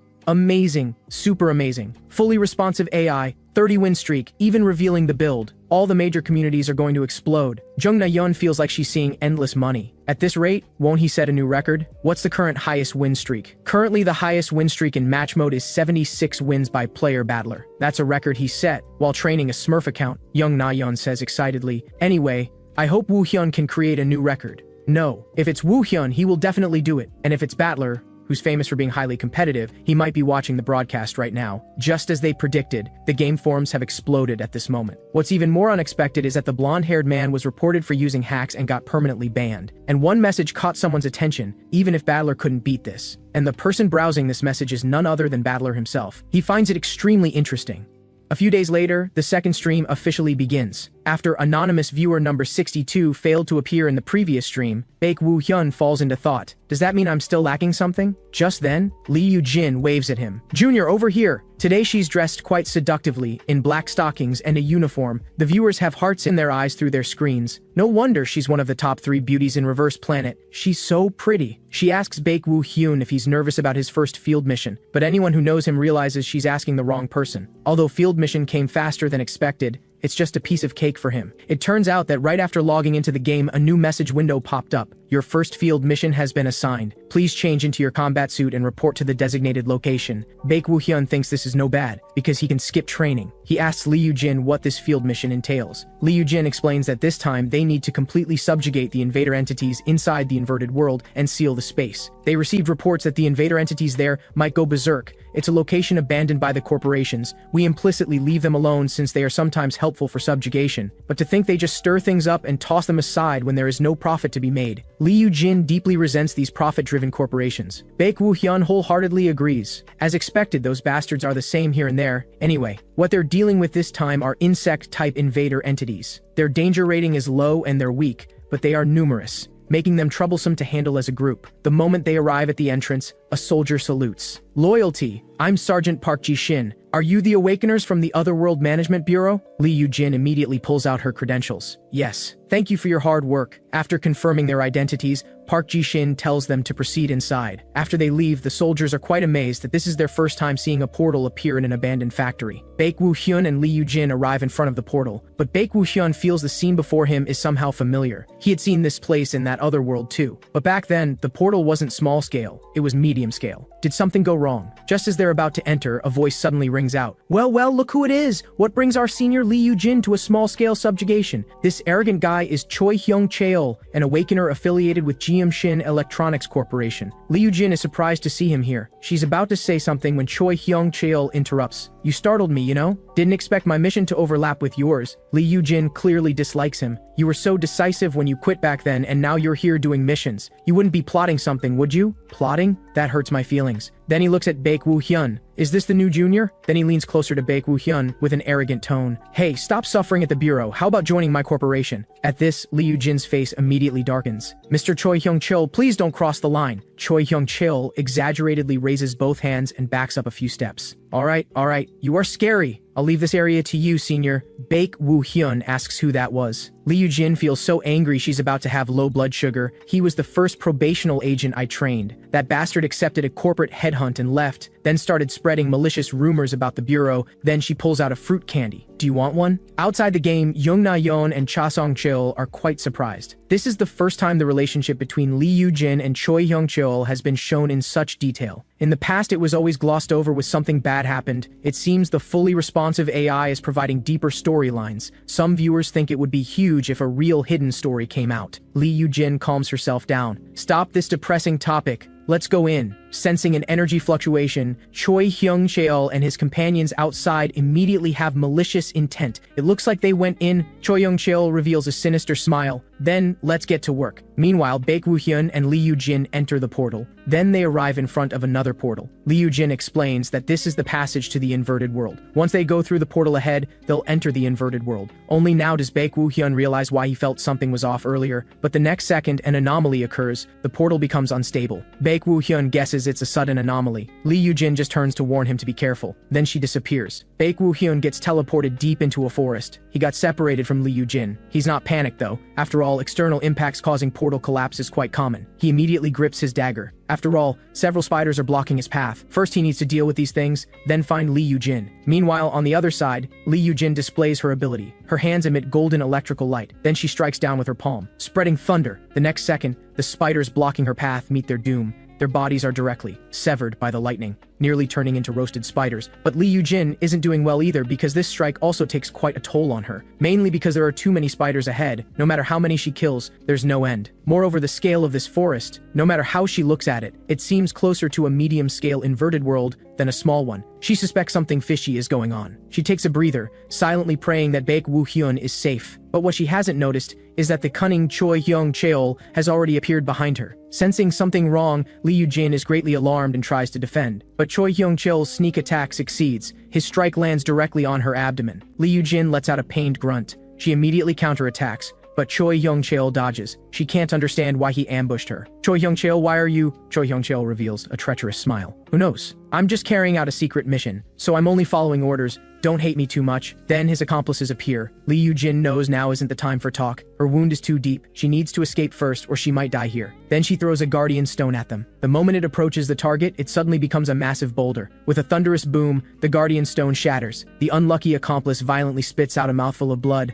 and then crashes heavily to the ground. Li Yujin takes the opportunity to escape past him. But Choi Hyung-cheol came specifically to kill her. How could he let her go? He curses loudly. That idiot can't even stop one person. After her, like an unrestrained wild horse, Li Yujin swooshes far away. She clasps her hands together and uses her ability again. A gleaming golden lightning spear appears. She does a backflip and hurls the lightning spear at the three of them. With a resounding boom, they're forced to stop and defend. Choi Hyung-cheol flies into a rage, cursing his companion thoroughly. You useless piece of trash. What are you doing not blocking her? Li Yujin seizes the time to flee, looking around for hiding places. Soon, a burrow catches her attention. Then Choi Hyung-cheol and his accomplices lose her trail. Damn it! We lost her because of you. Go search ahead. What they don't know is that Li Yujin is hiding right behind them. The moment they leave, Li Yujin crawls out. Without this centipede burrow, she would have been in big trouble. By the way, a secret mission? What exactly are the corporations planning? At this moment, Bai Yuxian has already dealt with all the monsters he encountered. The viewers love his moves, it is all instant kills. Then he arrives at where Li Yujin had her incident, seeing only messy footprints on the ground. He realizes Li Yujin might be in trouble. The next second, he hears Li Yujin's voice. He immediately sprints rapidly through the forest. When he arrives, he sees Li Yujin trapped by a giant centipede. The viewers are also sweating bullets for her. The next second, Bai Yuxian makes his move. Entering perfect being mode, without a word he leaps high,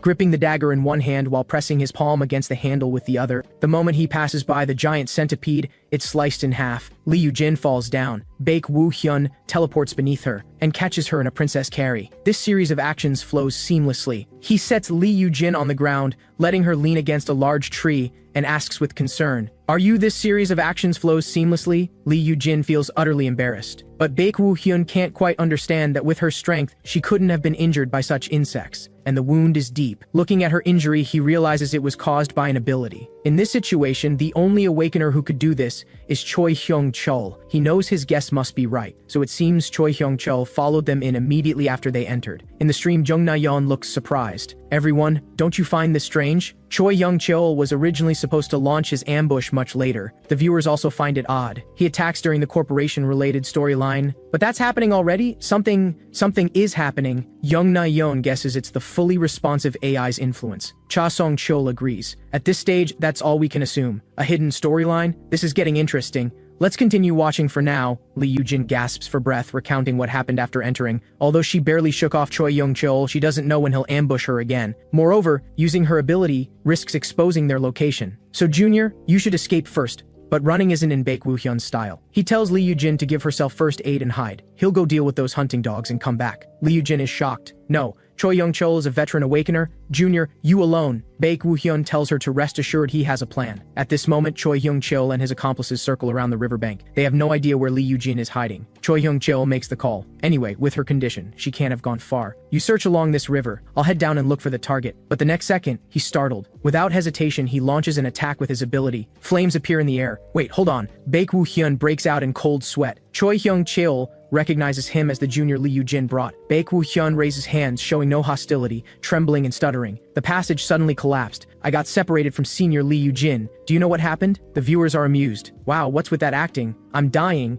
I know even without seeing his face. His acting skills are GOAT. Haha, rest in peace, Choi Young-chul. Choi Young-chul pats his shoulder with a friendly expression. So you don't know anything yet. Do you want to know what's really going on? You'll see her after you take a nap. As he speaks, he reveals a twisted smile, his left hand already releasing his ability, accompanied by droplets of blood. It's Baek Woo-hyun who attacks first. Choi Young-chul is stunned. You bastard! He never expected someone could outact him. Some viewers think he deserved to lose. Honestly, that move is really hard to defend against. Choi Young-chul clutches his chest and falls to his knees. His two companions are immediately shocked. What happened? After landing the hit, Baek Woo-hyun has already hidden. Looking at the injured Choi Young-chul, one companion says to the other, I'll give him first aid. You go after that bastard. The other companion immediately rushes out. Got it. He sprints across the ground. Damn it. Where would he go? Little does he know Baek Woo-hyun is watching him from a bird's eye view, crouching on a massive tree branch. The man runs for a while without finding Baek Woo-hyun. He shouldn't have gotten far. Where is he? Little does he know Baek Woo-hyun has already appeared behind him. By the time he reacts, Baek Woo-hyun's dagger is already ghosting against his throat. On the other side, the masked man is giving Choi Young-chul emergency treatment. Hey, keep your grip on consciousness. I stop the bleeding. Once we get out, you just need medical attention. But he's thinking too much. The moment he finishes speaking, a dagger flies past his ear and lodges right in Choi Young-chul's heart. The masked man curses furiously.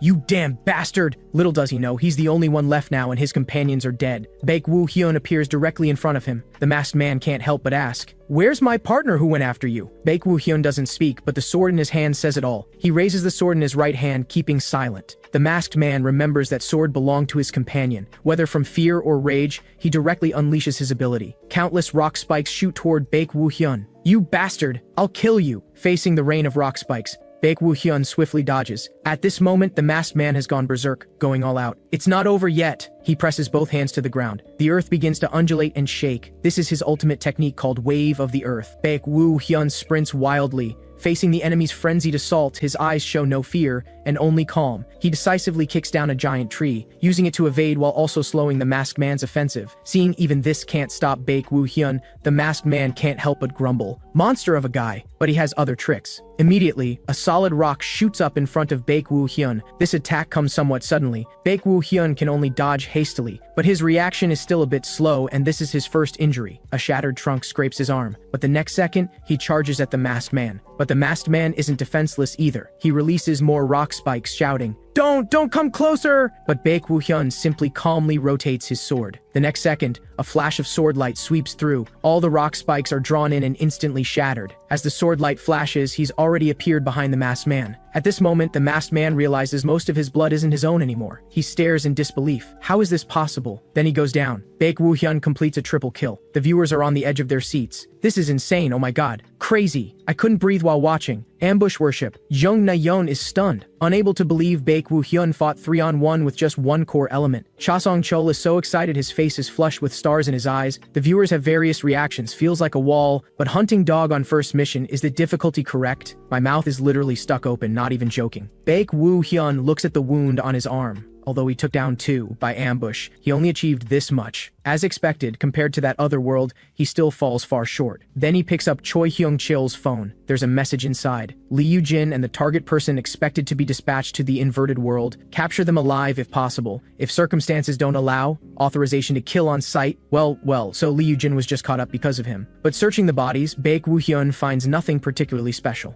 He's somewhat disappointed, but he plans to leave the investigation to the Bureau. Then he discovers pleasant surprises. The first item is a keen dagger of return. First effect, slight increase in blade sharpness. Second effect, when thrown, returns to the hand at will. However, this weapon effects only apply in PvE. The second item is Victor's Bracelet. First effect, increases power of psychic skills. Second effect, reduces cooldown of psychic skills. Also, the effects apply in PvE only. The third item is Hermit's Necklace. First effect, enables use of Shadow Vault. Second effect, store or retrieve equipment anytime. The effects also apply in PvE only. Bai Yuxian didn't expect to be able to directly confirm effects, so a game is a game after all. In that other world, he could only guess effects through various experiments. In any case, his urgent problem is solved. Now he needs to hurry and clear the inverted world before Li Yujin's condition worsens. At this moment, Li Yujin feels somewhat desperate. Her luck is just terrible. She encountered a boss entity, Emperor Scorpion. Her luck really couldn't be worse, of all people to encounter it. But at least it's not the junior who ran into it. Before she can think more, the Emperor Scorpion launches its attack. Just one claw is as big as several Li Yujins, but she can't just wait for death. She uses her ability again. No matter what, she must defeat the Emperor Scorpion here. As for the consequences,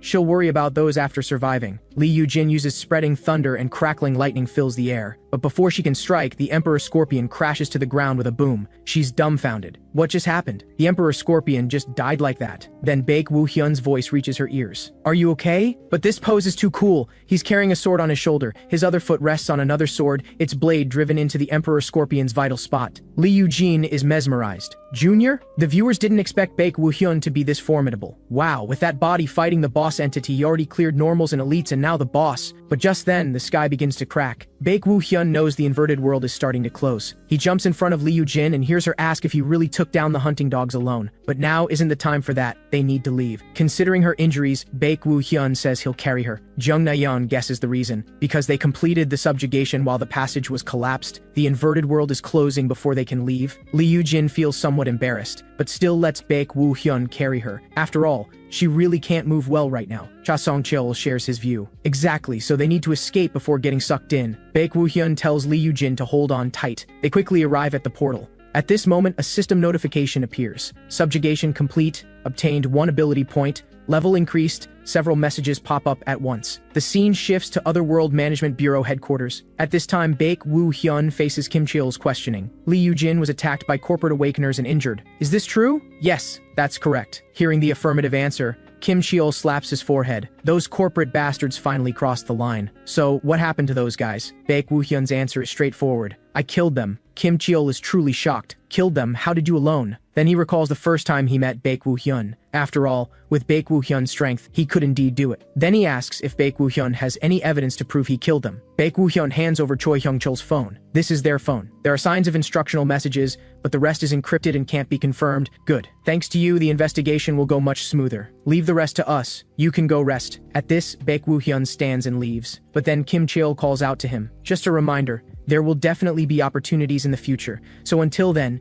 you must be patient. Understand what I mean? Bai Yuxian doesn't ask why. He just needs to follow instructions. At this moment, the system pops up several windows. Mission First Field Mission complete. Level increased. Obtained 1 ability point. Please select your second core ability element. Meanwhile in the stream, wow, the first field mission is finally over. An action blockbuster even more spectacular than expected. Everyone, you must be satisfied too, right? Let's see the response. When she lose the comments, she's shocked. It's anonymous viewer number 62 with a private donation of 3 million won. Congratulations on clearing the first gate. Now, here is a special mission. Zheng Nayan immediately sends this message to Bai Yuxian, saying she'll screenshot it for him. Bai Yuxian looks at the pop-up, wondering, a special mission? Come to think of it, anonymous viewer number 62 said something like that before. Does he mean to tell him only after the stream, so he tells Zheng Nayan to help speed up the stream? Zheng Nayan's completely okay with that. Cha Songcheol turns to her. Nayan, is something wrong? Zheng Nayan is also confused. What the hell, can only she see this donation pop up? Although it's a private donation, she decides to think about it later. After all, streaming comes first. Then she laughs it off. The responses of the viewers are very enthusiastic. Should we keep this momentum going and switch to the PvP segment? Cha Songcheol thinks this is a great idea. In the last PvP match, the Hack God set an amazing winning streak record that became quite the topic. So what PvP are we doing today? They work together to move things along. Today's PvP is struggle mode, which includes conquest, escort, capture, and annihilation. Out of the 4 modes, you pick one and fight 5 versus 5, a best of 3 team match. The viewers aren't happy. What do you mean struggle? Are we not dueling? I was waiting for the duel win streak though. Seriously, is this for real? Are they not doing it because they're scared the streak will break? Zheng Nayan anticipated this situation, but a drop of cold sweat still appears on her face. As expected,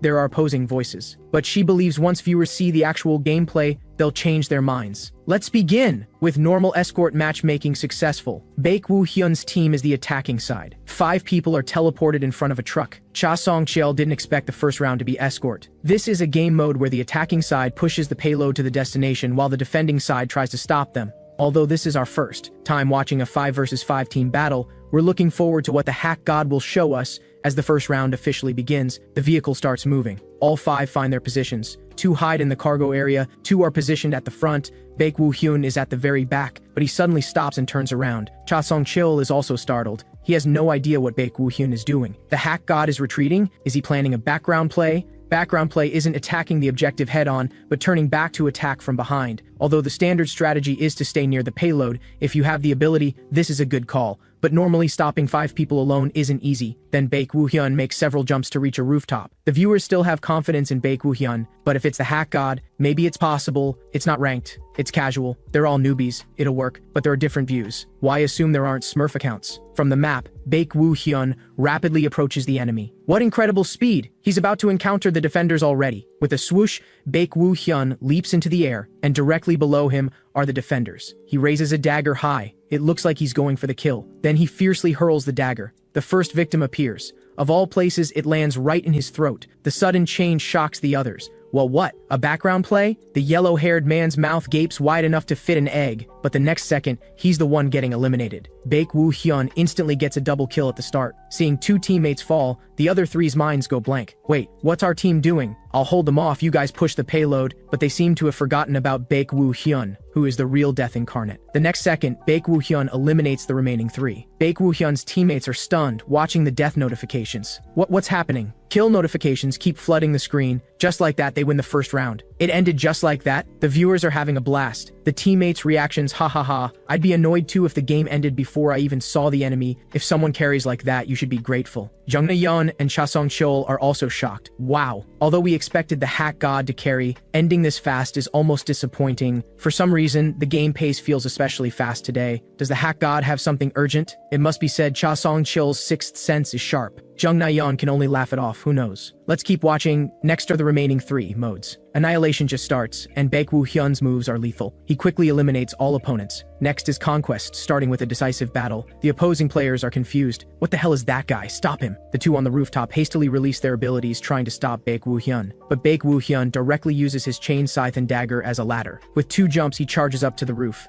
The moment they meet, he bleeds them both. In perfect being mode, he's just too strong. Finally, capture. Bai Yuxian single-handedly captures the flag. Just like that, he displays overwhelming pentakills and instantly ends the game. An anonymous viewer, number 62, makes another private donation of 3 million won with a message. You worked hard today. Now I'll give you a special mission. Open the new system of Reverse Planet as you play the game. Jung Na-yeon feels overjoyed. Another 3 million? Woo Hyun! He's back! Anonymous viewer number 62. He sent a donation of 3 million. Let's use this money for a fan event, a gathering, and upgrade our equipment. Bai Yuxian has no opinion on these matters. He only wants to know the message of anonymous viewer number 62. Looking at the screenshot Jung Na-yeon sent, he wonders if this means whether PvE or PvP, he can only keep playing? But to expose the identity of anonymous viewer number 62, he ultimately compromises. In any case, he'll do what that person wants first. A few days later, the 3rd stream officially begins. Entering the game, Bai Yuxian arrives at the training grounds of the Otherworld Management Bureau. Immediately, he receives a message from Lee Yu-jin. Junior, because I'm injured I can't guide you for now, so I found someone to replace me. If you come to the training grounds, I'll introduce you. Jung Na-yeon is also confused. A substitute? Who could it be? Cha Song-chil quickly responds. Considering the hack god's status,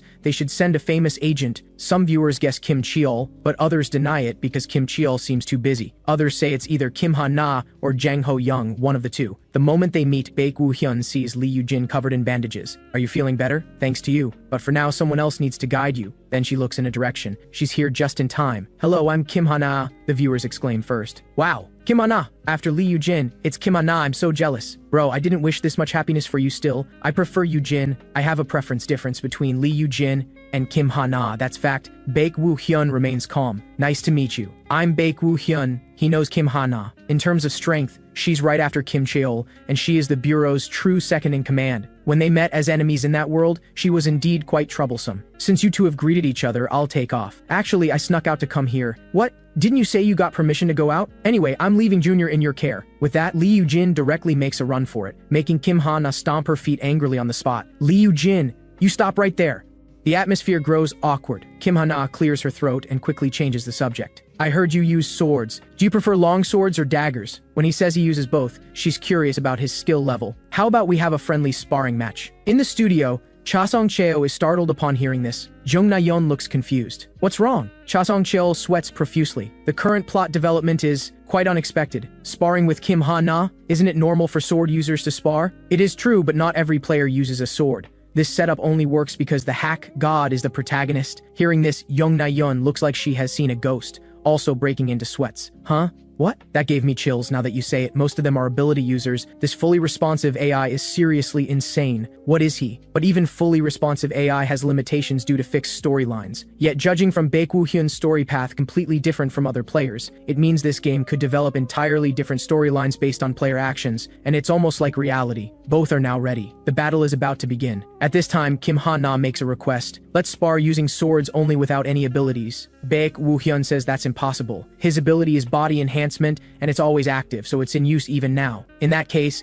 Kim Ha-na says she'll use some abilities too. Then the match officially begins. Green energy emanates from her body. Without hesitation, she slashes at Bai Yuxian. Bai Yuxian dodges instantly. He is so fast that after images appear, he draws his sword. Bang! Their attacks collide. Kim Ha-na plants her right foot hard. With a graceful spin, she sends Bai Yuxian flying. Cha Song-cheo exclaims that Kim Ha-na's strength is truly not to be underestimated. She's so strong. Jung Na-yeon quickly adds, that's a wind god build, right? Seizing the advantage, Kim Ha-na presses her attack. Half right, half wrong. The wind god build was actually created based on Kim Ha-na. But the hack god is amazing. He's keeping up in speed, facing Kim Ha-na's relentless onslaught. Bai Yuxian blocks every strike perfectly. The viewers go wild. Wow. Damn, this is no joke. Wasn't this a side quest? Why is he so amazing? Watching this makes me want to learn swordsmanship. Kim Ha-na is also surprised. Bai Yuxian is strong. He's not just fast, as he is precisely exploiting her openings. It looks like she can show a bit more of her true skill. Well, in the very next moment, she is a completely different person. It's as if she flips a switch and unleashes something primal within. Her wooden sword instantly thrusts toward Bai Yuxian. The powerful ability tears through the air, creating ripples of energy. I knew you would dodge that, but behind Bai Yuxian, everything is turned into ruins. The chat floods instantly. As expected, Kim Ha-na is fearsome. Is the hack god still not on her level? The hack god has only unlocked 2 core elements so far. If he unlocks 1 more, he might truly become her equal,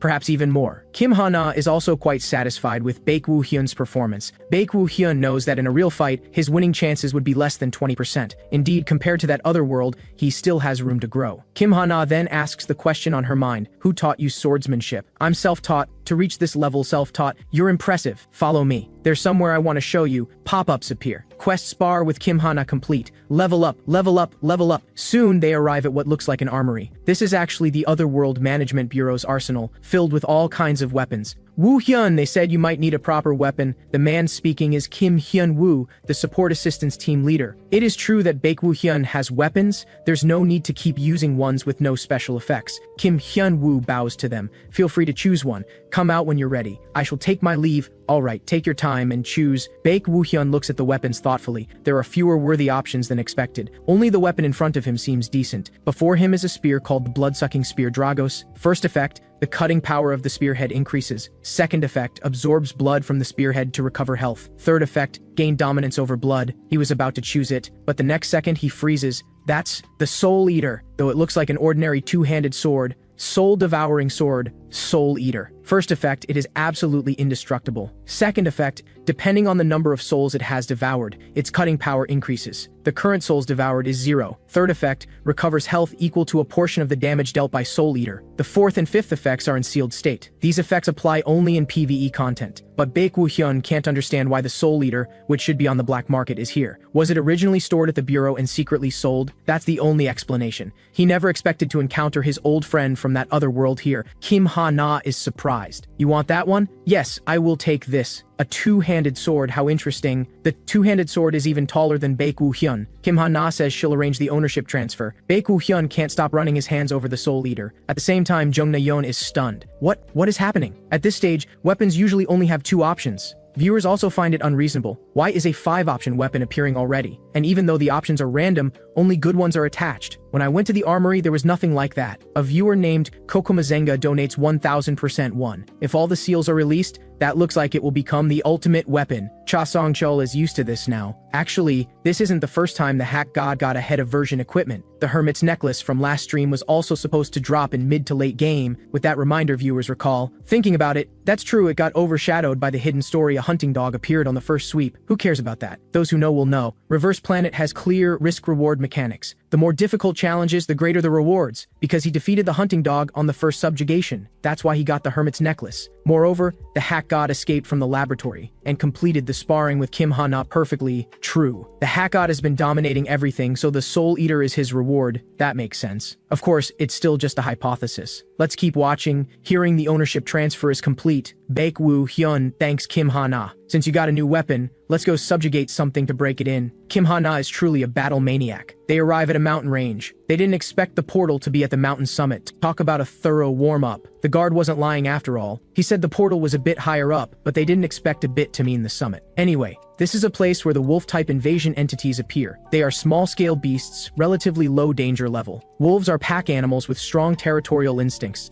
They'll swarm soon. Bai Yuxian closes his eyes. Beast types? More troublesome than insect types, but anything below B rank is basically the same. At least it saves him the trouble of searching. Kim Ha-na says she won't intervene unless it's critical, so for now, she'll just watch. She tells Bai Yuxian to do his best. Bai Yuxian summons the Soul Eater from his shadow vault. Howls echo from the mountains. The wolf pack is here. He enters perfect being mode. Facing the charging wolves, he assumes his sword-drawing stance. The instant the wolves close in, he swings his sword. The first strike is full power. The Soul Eater traces an arc of light. The wolves are instantly annihilated. The next second, the Soul Eater transforms. A crimson line glows along the blade. The Soul Eater's cutting power increases. Viewers go wild. Wow, this is it. A perfect score. A perfect score, I say. Jung Na-yeon also gapes. That massive sword, and he swings it like a feather. Cha Song-chul somehow starts crying. It turns out a viewer named Cha Song-chul 1 donated 50,000 won. Truly incredible control. Bai Yuxian is satisfied with the Soul Eater. As expected, it feels completely different from other weapons. Kim Ha-na is shocked by that strike. Was that the Heavenly Moon Slash? Bai Yuxian is becoming more and more mysterious to her. Bai Yuxian finishes the first wolf pack with one strike, but it's not over. Several large wolves crackling with electricity appear. They don't look friendly. Cha Song-chul is nervous. Elite entities are already spawning. Jung Na-yeon didn't expect Bai Yuxian's clear speed to be this fast. The wolves launch another fierce assault. With sword in hand, Bai Yuxian is unstoppable. He swings the Soul Eater in a wide arc. Cha Song-chul is amazed again. Where did he learn that martial art? It brings to mind the Heavenly Moon Slash Kim Ha-na mentioned. As Bai Yuxian's friend,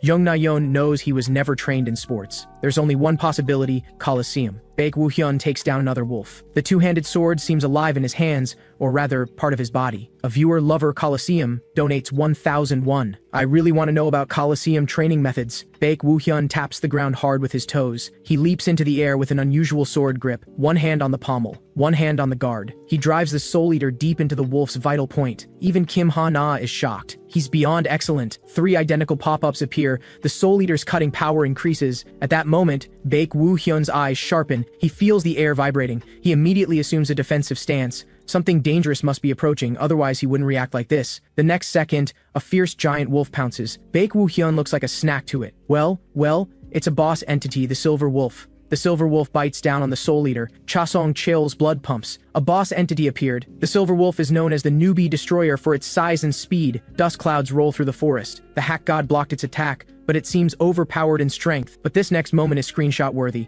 Bai Yuxian grabs the Silver Wolf's fang with one hand, its gum with the other, clearly gathering strength. Then with a shout, he snaps off the Silver Wolf's tooth and tosses it aside. The Silver Wolf howls in agony. Blood gushes from the gap. Bai Yuxian swings his sword again. Both hands grip the hilt. Though the Silver Wolf is much stronger than elites, it's still not a real threat to him. Another slash. A white line cuts through the air. The Silver Wolf is split in two. Boss entity soul devoured. The Soul Eater's cutting power increases. The ground trembles as the Silver Wolf falls. Kim Ha-na can't help but comment, "You are truly the most promising probational agent in the Bureau." Honestly, since the boss entity is way stronger than its rating, I was debating whether to step in. Jung Na-yeon in the studio is losing her composure. Exactly! Wasn't the mission's difficulty supposed to be F+ to E+? This is at least B rank. Cha Song-chul frowns. The rating system is strange. Maybe not just mission content, but difficulty is also affected by player actions. Viewers love stirring things up. Completing difficult missions causes the difficulty to skyrocket. He's basically making the mission hellish by himself. Haha. The Hack God's missions seemed much harder than the average. Cha Song-chul continues, "Of course, that's just a hypothesis. By the way, Why hasn't the inverted world closed after killing the boss? What secret is hidden here? Bai Yuxian and Kim Hana also notice this anomaly. They decide to investigate. The next second, Kim Hana gasps. That's in a nest on the ground before them lies a giant egg. What they never expected, the egg starts cracking. Golden light bursts forth. They immediately ready their weapons. But the next second, an adorable puppy appears. It circles around them. They're even more confused. A puppy? Viewers are excited. Is that like a pet? Never seen it before? I don't think there's a pet system in Reverse Planet. Kim Hana finds it strange. This is very unusual. An otherworldly creature with no hostility toward humans. As soon as she finishes, the puppy sniffs around Bai Yuxian's feet. But Bai Yuxian seems indifferent. Should we kill it? Seeing how cute it is, Kim Hana hesitates. Technically, all otherworldly creatures must be eliminated, but it's so cute. Special case. We should bring it to the laboratory for analysis. Bai Yuxian picks up the puppy and returns the Soul Eater to his shadow vault. Since the inverted world is collapsing, they need to leave quickly. At Bureau headquarters, in the medical research lab, the doctor looks at the test results, utterly confused. This is our first time encountering this. The results show this creature is not an otherworldly life form. Kim Ha-na suggests a possibility. If it's not an otherworldly life form, maybe it's a summoned entity created with abilities, but neither of us has summoning-related abilities. The doctor speculates the summoning might not be from them, but from the inverted world. Kim Ha-na asks if the Bureau will still protect the summoned entity. The doctor doesn't know how to answer. The puppy rubs against Bai Yuxian, and then the ownership imprint is complete. By regulation, they can't protect imprinted creatures. A pop-up appears. Lightning Wolf has been registered as pet. Who'd have thought this cute puppy is actually a wolf? Bai Yuxian is stunned. Pet? Suddenly a pop-up appears. Emergency maintenance announcement. There will be a server maintenance for an update in 5 minutes. We advise the players to log out in a safe zone as soon as possible. Bai Yuxian doesn't know what's happening, but this game feels like it's targeting him. Everyone, what's going on? He gets a pet that didn't exist before, and suddenly there's an update announcement. Too much of a coincidence. Cha Song-cheol obviously doesn't believe it either. There's definitely something fishy going on. A viewer rolled Kimbap donates 1000% one. Introduce the pet system faster than the patch notes. Wow. Youngna Yeon isn't stupid. She immediately thinks of Bai Yuxian. Did they do an emergency update because the hack god got a pet? But viewers disagree this time. It's just a coincidence. Stop overreacting. But the timing is just same case as when we saw the fully responsive AI for the first time, I think. The developers aren't watching your stream, so how can that be? Haha. But they underestimate a woman's intuition. Jungna Yeon and Cha Song-cheol quickly announce the stream is ending. We'll look into this later. That's it for today's stream. See you next time, everyone. They disconnect and log off. What no one expected is that someone is watching their stream in a conference room. This is the problematic stream. This is Planet Earth headquarters conference room. The woman at the head of the table scratches her head. Speaking of the hack god, isn't he the player who discovered fully responsive AI that even we didn't know about? And now a system update even our development team doesn't know about. The woman has a headache. She's Sophia, the Reverse Planet development team leader. A man slams the table. Team leader, you know only Isaac could do something like this. Isaac, the former development team leader and genius developer of Reverse Planet, currently missing. Sophia bites her finger. That freak did vanish on his own. But even so, she never expected him to shut down the server for updates without permission. What about Deus? We've been trying to wake it, but it's still no response. Deus is the AI Isaac created to assist game development. With Isaac's disappearance, it stopped functioning. Sophia has them search for any unknown update data. After all, if this happens, again, it'll be troublesome. The man is self-aware. Can we even find it? If Isaac is determined to hide it, Sophia shows the unreasonableness of both a woman and a leader perfectly. We must find it, no matter what. Also, classify the hack god as a special class monitored target. In case something happens, to take immediate action,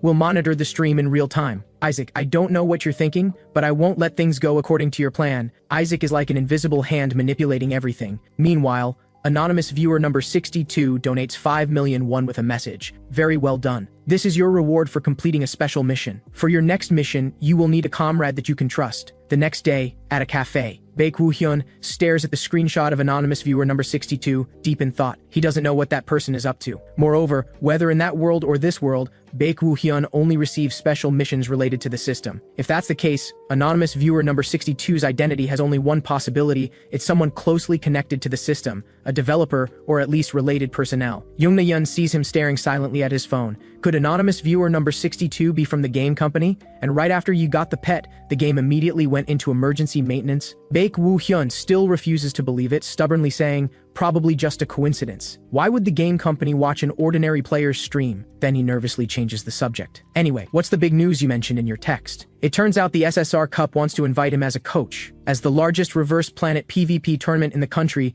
it usually invites individual streamers, famous influencers, or former pro players to participate. Bai Yuxian isn't interested. Why would they want me for that? And as a coach, isn't it obvious? You're the center of attention now. Plus, the SSR Cup has this official support coach thing. Maybe they think with your level, you're better suited as a coach than a competitor. How about it? Want to take this chance to show your coaching ability? Bai Yuxian continues asking. As a coach, I'd train disciples? Yes. If you decide to do it, I'll help you prepare everything. An open audition for disciples would be great. Bai Yuxian thinks of anonymous viewer number 62's message. For your next mission, you will need a comrade that you can trust. With that in mind, he decides to do it. Jung Na-yeon jumps up excitedly. Really? Glad you came around. This will help our stream tremendously. I need to send the acceptance email before you change your mind. This keeps Jung Na-yeon busy, eating, drinking, and messaging all at once. She wishes she could borrow a few extra hands from viewers. A few days later, it's stream time again. Hello everyone, great to see you. Jung Na-yeon starts to liven up the atmosphere. Today, before the stream starts, I have a major announcement. The Hack God will participate in the SSR Cup as a coach. The news stuns viewers. Crazy, that's huge. But why a coach and not a player? To match the Hack God's level, they'd need to bring someone like Battler or Antlers. I heard Kang So-yul is coming out as a player.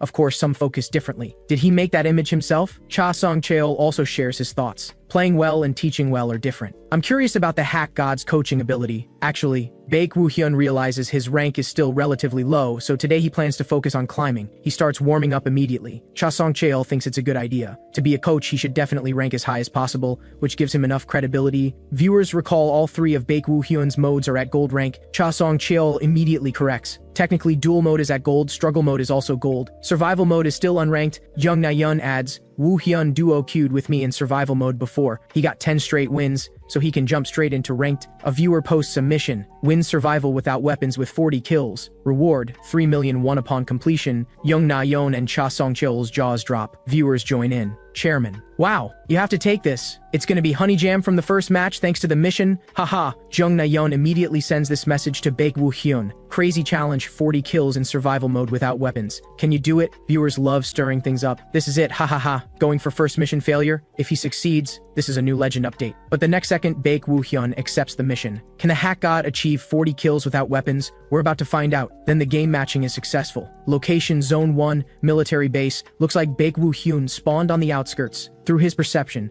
there are 19 people nearby. To get 40 kills, he needs to hurry. He taps the ground with his toes, assumes a sprinting stance, then whoosh, he vanishes. His figure is everywhere in the base. Wherever he goes, players are eliminated. All one-hit kills. Players can't withstand a single punch. Jung Na-yeon and Cha Song-cheol are stunned. While they knew Bai Yuxian would make it, this speed is insane. Is this humanly possible? Viewers go crazy. Crazy. What is this? Too fast. Wow, I'm getting motion sickness. My eyes are spinning. A string of pop-ups follows. Bai Yuxian floods the kill feed again. From his feet, you can tell he completed the kills almost instantly. Otherwise, he wouldn't have to slide over 10 meters to stop. He completes 18 kills in one go. With the outskirts cleared, he heads for the center. Seeing he won't even stop to rest, Cha Song-cheol is devastated. Maybe I should just quit. As time passes, only 2 of 100 players remain. A cloaked player sits quietly, waiting for Bai Yuxian. The next second, Bai Yuxian appears behind him, foot raised high, clearly intending to finish the cloaked player with one kick. But the cloaked player was prepared. He dodges. The ground shatters. Debris flying. Wow, he dodged that? What is that reaction speed? Is this the return of the original hacker? Ah, the hack accusers are starting again. The cloaked player slides back over 10 meters before stabilizing. He clenches his fists. Well, another player with no assist, and he looks very strong. Bai Yuxian didn't expect this either. Tension crackles between them. Cha Song-cheol is surprised. It looks like this player, like the Hack God, uses body enhancement. Jung Na-yeon has never seen this before. Probably. And this player's kill count is impressive too. According to the stats, 15 kills so far. Wow, 15 kills. Oh my god, is that a lot? It's just that the Hack God is overwhelmingly good. Usually 10 kills is pro level. Can Bai Yuxian, currently at 39 kills, achieve the legendary 40? Meanwhile, Bai Yuxian vanishes from the spot. This is their first face-to-face attack. Bai Yuxian's punch misses, but the air explodes. But the cloaked player isn't weak, quickly counterattacking. Bai Yuxian blocks with his arm. He jumps up, preparing to kick. The cloaked player slides backward from the kick. Round 1, clearly neither of them has the advantage. The cloaked player refuses to back down, clenching fists again to attack. Cha Song-cheol's commentary is on point. This battle is incredible. Both move like professional martial artists. Jung Na-yeon is shocked. Who is this person? Viewers are thrilled. Whoa, what's happening? First time seeing someone fight the Hack God like this. Amateur hidden master? Haha, Could be a pro player? What are you saying? Why would a pro be in this tier? It could be a pro's alt account. Bai Yuxian thinks the opponent's moves are decent. Both of them then vanish. The cloaked player's strike misses, and Bai Yuxian's attack seems sure to hit. But strangely, Bai Yuxian doesn't make a fist. He extends his palm. Is it a special technique? The next second, he quickly closes his fist. Time to end this. Well, he concentrated all power to 1 point for an instant explosion. The next second, the cloaked player is blasted away, vanishing. He sits disheveled on the ground, murmuring, "As expected, it doesn't work with a build I'm not used to. That was fun. Let's have a proper fight next time." His figure then disappears. Bai Yuxian is confused. Next time? What does he mean? The match ends. Bai Yuxian achieves final victory in the legendary 40 kills. Cha Song-cheol excitedly announces mission success. Jung Na-yeon is even more excited. Viewer Dius, who posted the mission, "Are you still here?" Dius immediately donates 3 million won. Wow, 3 million won. Amazing. Crazy, just crazy. Boss, if it's not rude, buy me one ice cream. I don't care if it's rude. Buy me a hamburger. Jung Na-yeon only sees money. Alright, let's ride this momentum and keep climbing ranks. Just like that, Bai Yuxian achieves 98 consecutive wins that day, reaching master rank in all modes. Meanwhile, a pair of siblings scroll through their phones. The girl hugs a Pikachu plush. They're browsing the reverse time community. The top post is about Bai Yuxian's disciple selection tournament. They seem interested. The girl speaks up. "Little brother, did you see the Hack God's disciple selection announcement? Let's sign up too." She's Jung Arium, a professional game streamer. "I already signed up, and I'm the older one." The boy is Jung Da-woon, also a professional game streamer. "You are fast. But you should sign up for your big sister too while you're at it." "True, I should have taken better care of my younger sister. Perhaps this is the joy of twins. Both want to be older." Meanwhile, Sophia is also keeping an eye on Bai Yuxian. The screen reads, "Special Note 1, Survival's all-time highest kill log record. Huge mission from viewer Dius. Final 2 survivors, no external program intervention detected. Special Note 2, Disciple training content announced. The name Dios makes Sophia freeze." A few days later, 5 minutes before the stream, Bai Yuxian looks at the lightning wolf and sees it has 3 skills: bite, howl, and tumble. But what use are these skills? He's honestly not impressed. Jung Na-yeon also thinks the lightning wolf has nothing special, feels just like other players' pets. She thought it was an emergency update for nothing. Then she talks about the disciple selection. Too many applicants. Cha Song-cheol and I screened some candidates. Can you look at them when you're free? Before we finalize candidates, let's continue PV. She's wearing a new outfit today. At this moment, Cha Song-cheol reminds her, "Na-yeon, the stream's about to start." Bai Yuxian looks at the lightning wolf, planning to send it home first. The lightning wolf is acting cute. Looking at it, Bai Yuxian says nothing, lost in thought. Now the game officially begins. Upon logging in, he's startled. The Otherworld Management Bureau sent several messages. It turns out that rampage events are occurring across multiple locations in Inverted World. Cha Song-cheol is shocked. This is a large-scale rampage. Oh my god, how did it happen so fast? Viewers can't stay calm. I don't even know how the story is going to proceed at this point. Haha, we're going to get invaders soon, aren't we? Probably because the other world is actively interfering now. Inverted World Rampage refers to a phenomenon in which the other world unleashes its encroachment upon the inverted world that confines invader entities, triggering rampage. Once rampage occurs, invader entities arrive on the world and attack. Seeing this message, Bai Yuxian frowns. Is the dimensional war escalating? A pop-up appears. Mission: response to large-scale rampage incident. Eliminate the invading entities and respond to the large-scale rampage incident. Kim Ha-na waves at Bai Yuxian. "Junior!" Seeing her, viewers get excited. "Ha-na is here. Why does it feel like we haven't seen her in a while? I feel like the roles of junior and senior seem to have been switched, or is it just me?" Kim Ha-na is always energetic. "I've got the vehicles ready. Let's go." They arrive at an invasion site. Goblin corpses everywhere. He's still a step late. Bai Yuxian didn't expect goblins. It looks like agents who arrived first handled them. Kim Ha-na looks at Bai Yuxian. "Junior, I know I can trust you to work independently. So let's split up here." Bai Yuxian says no problem at all. Kim Ha-na starts moving. "See you later." Bai Yuxian also plans to take actions. Now then, that way to start first.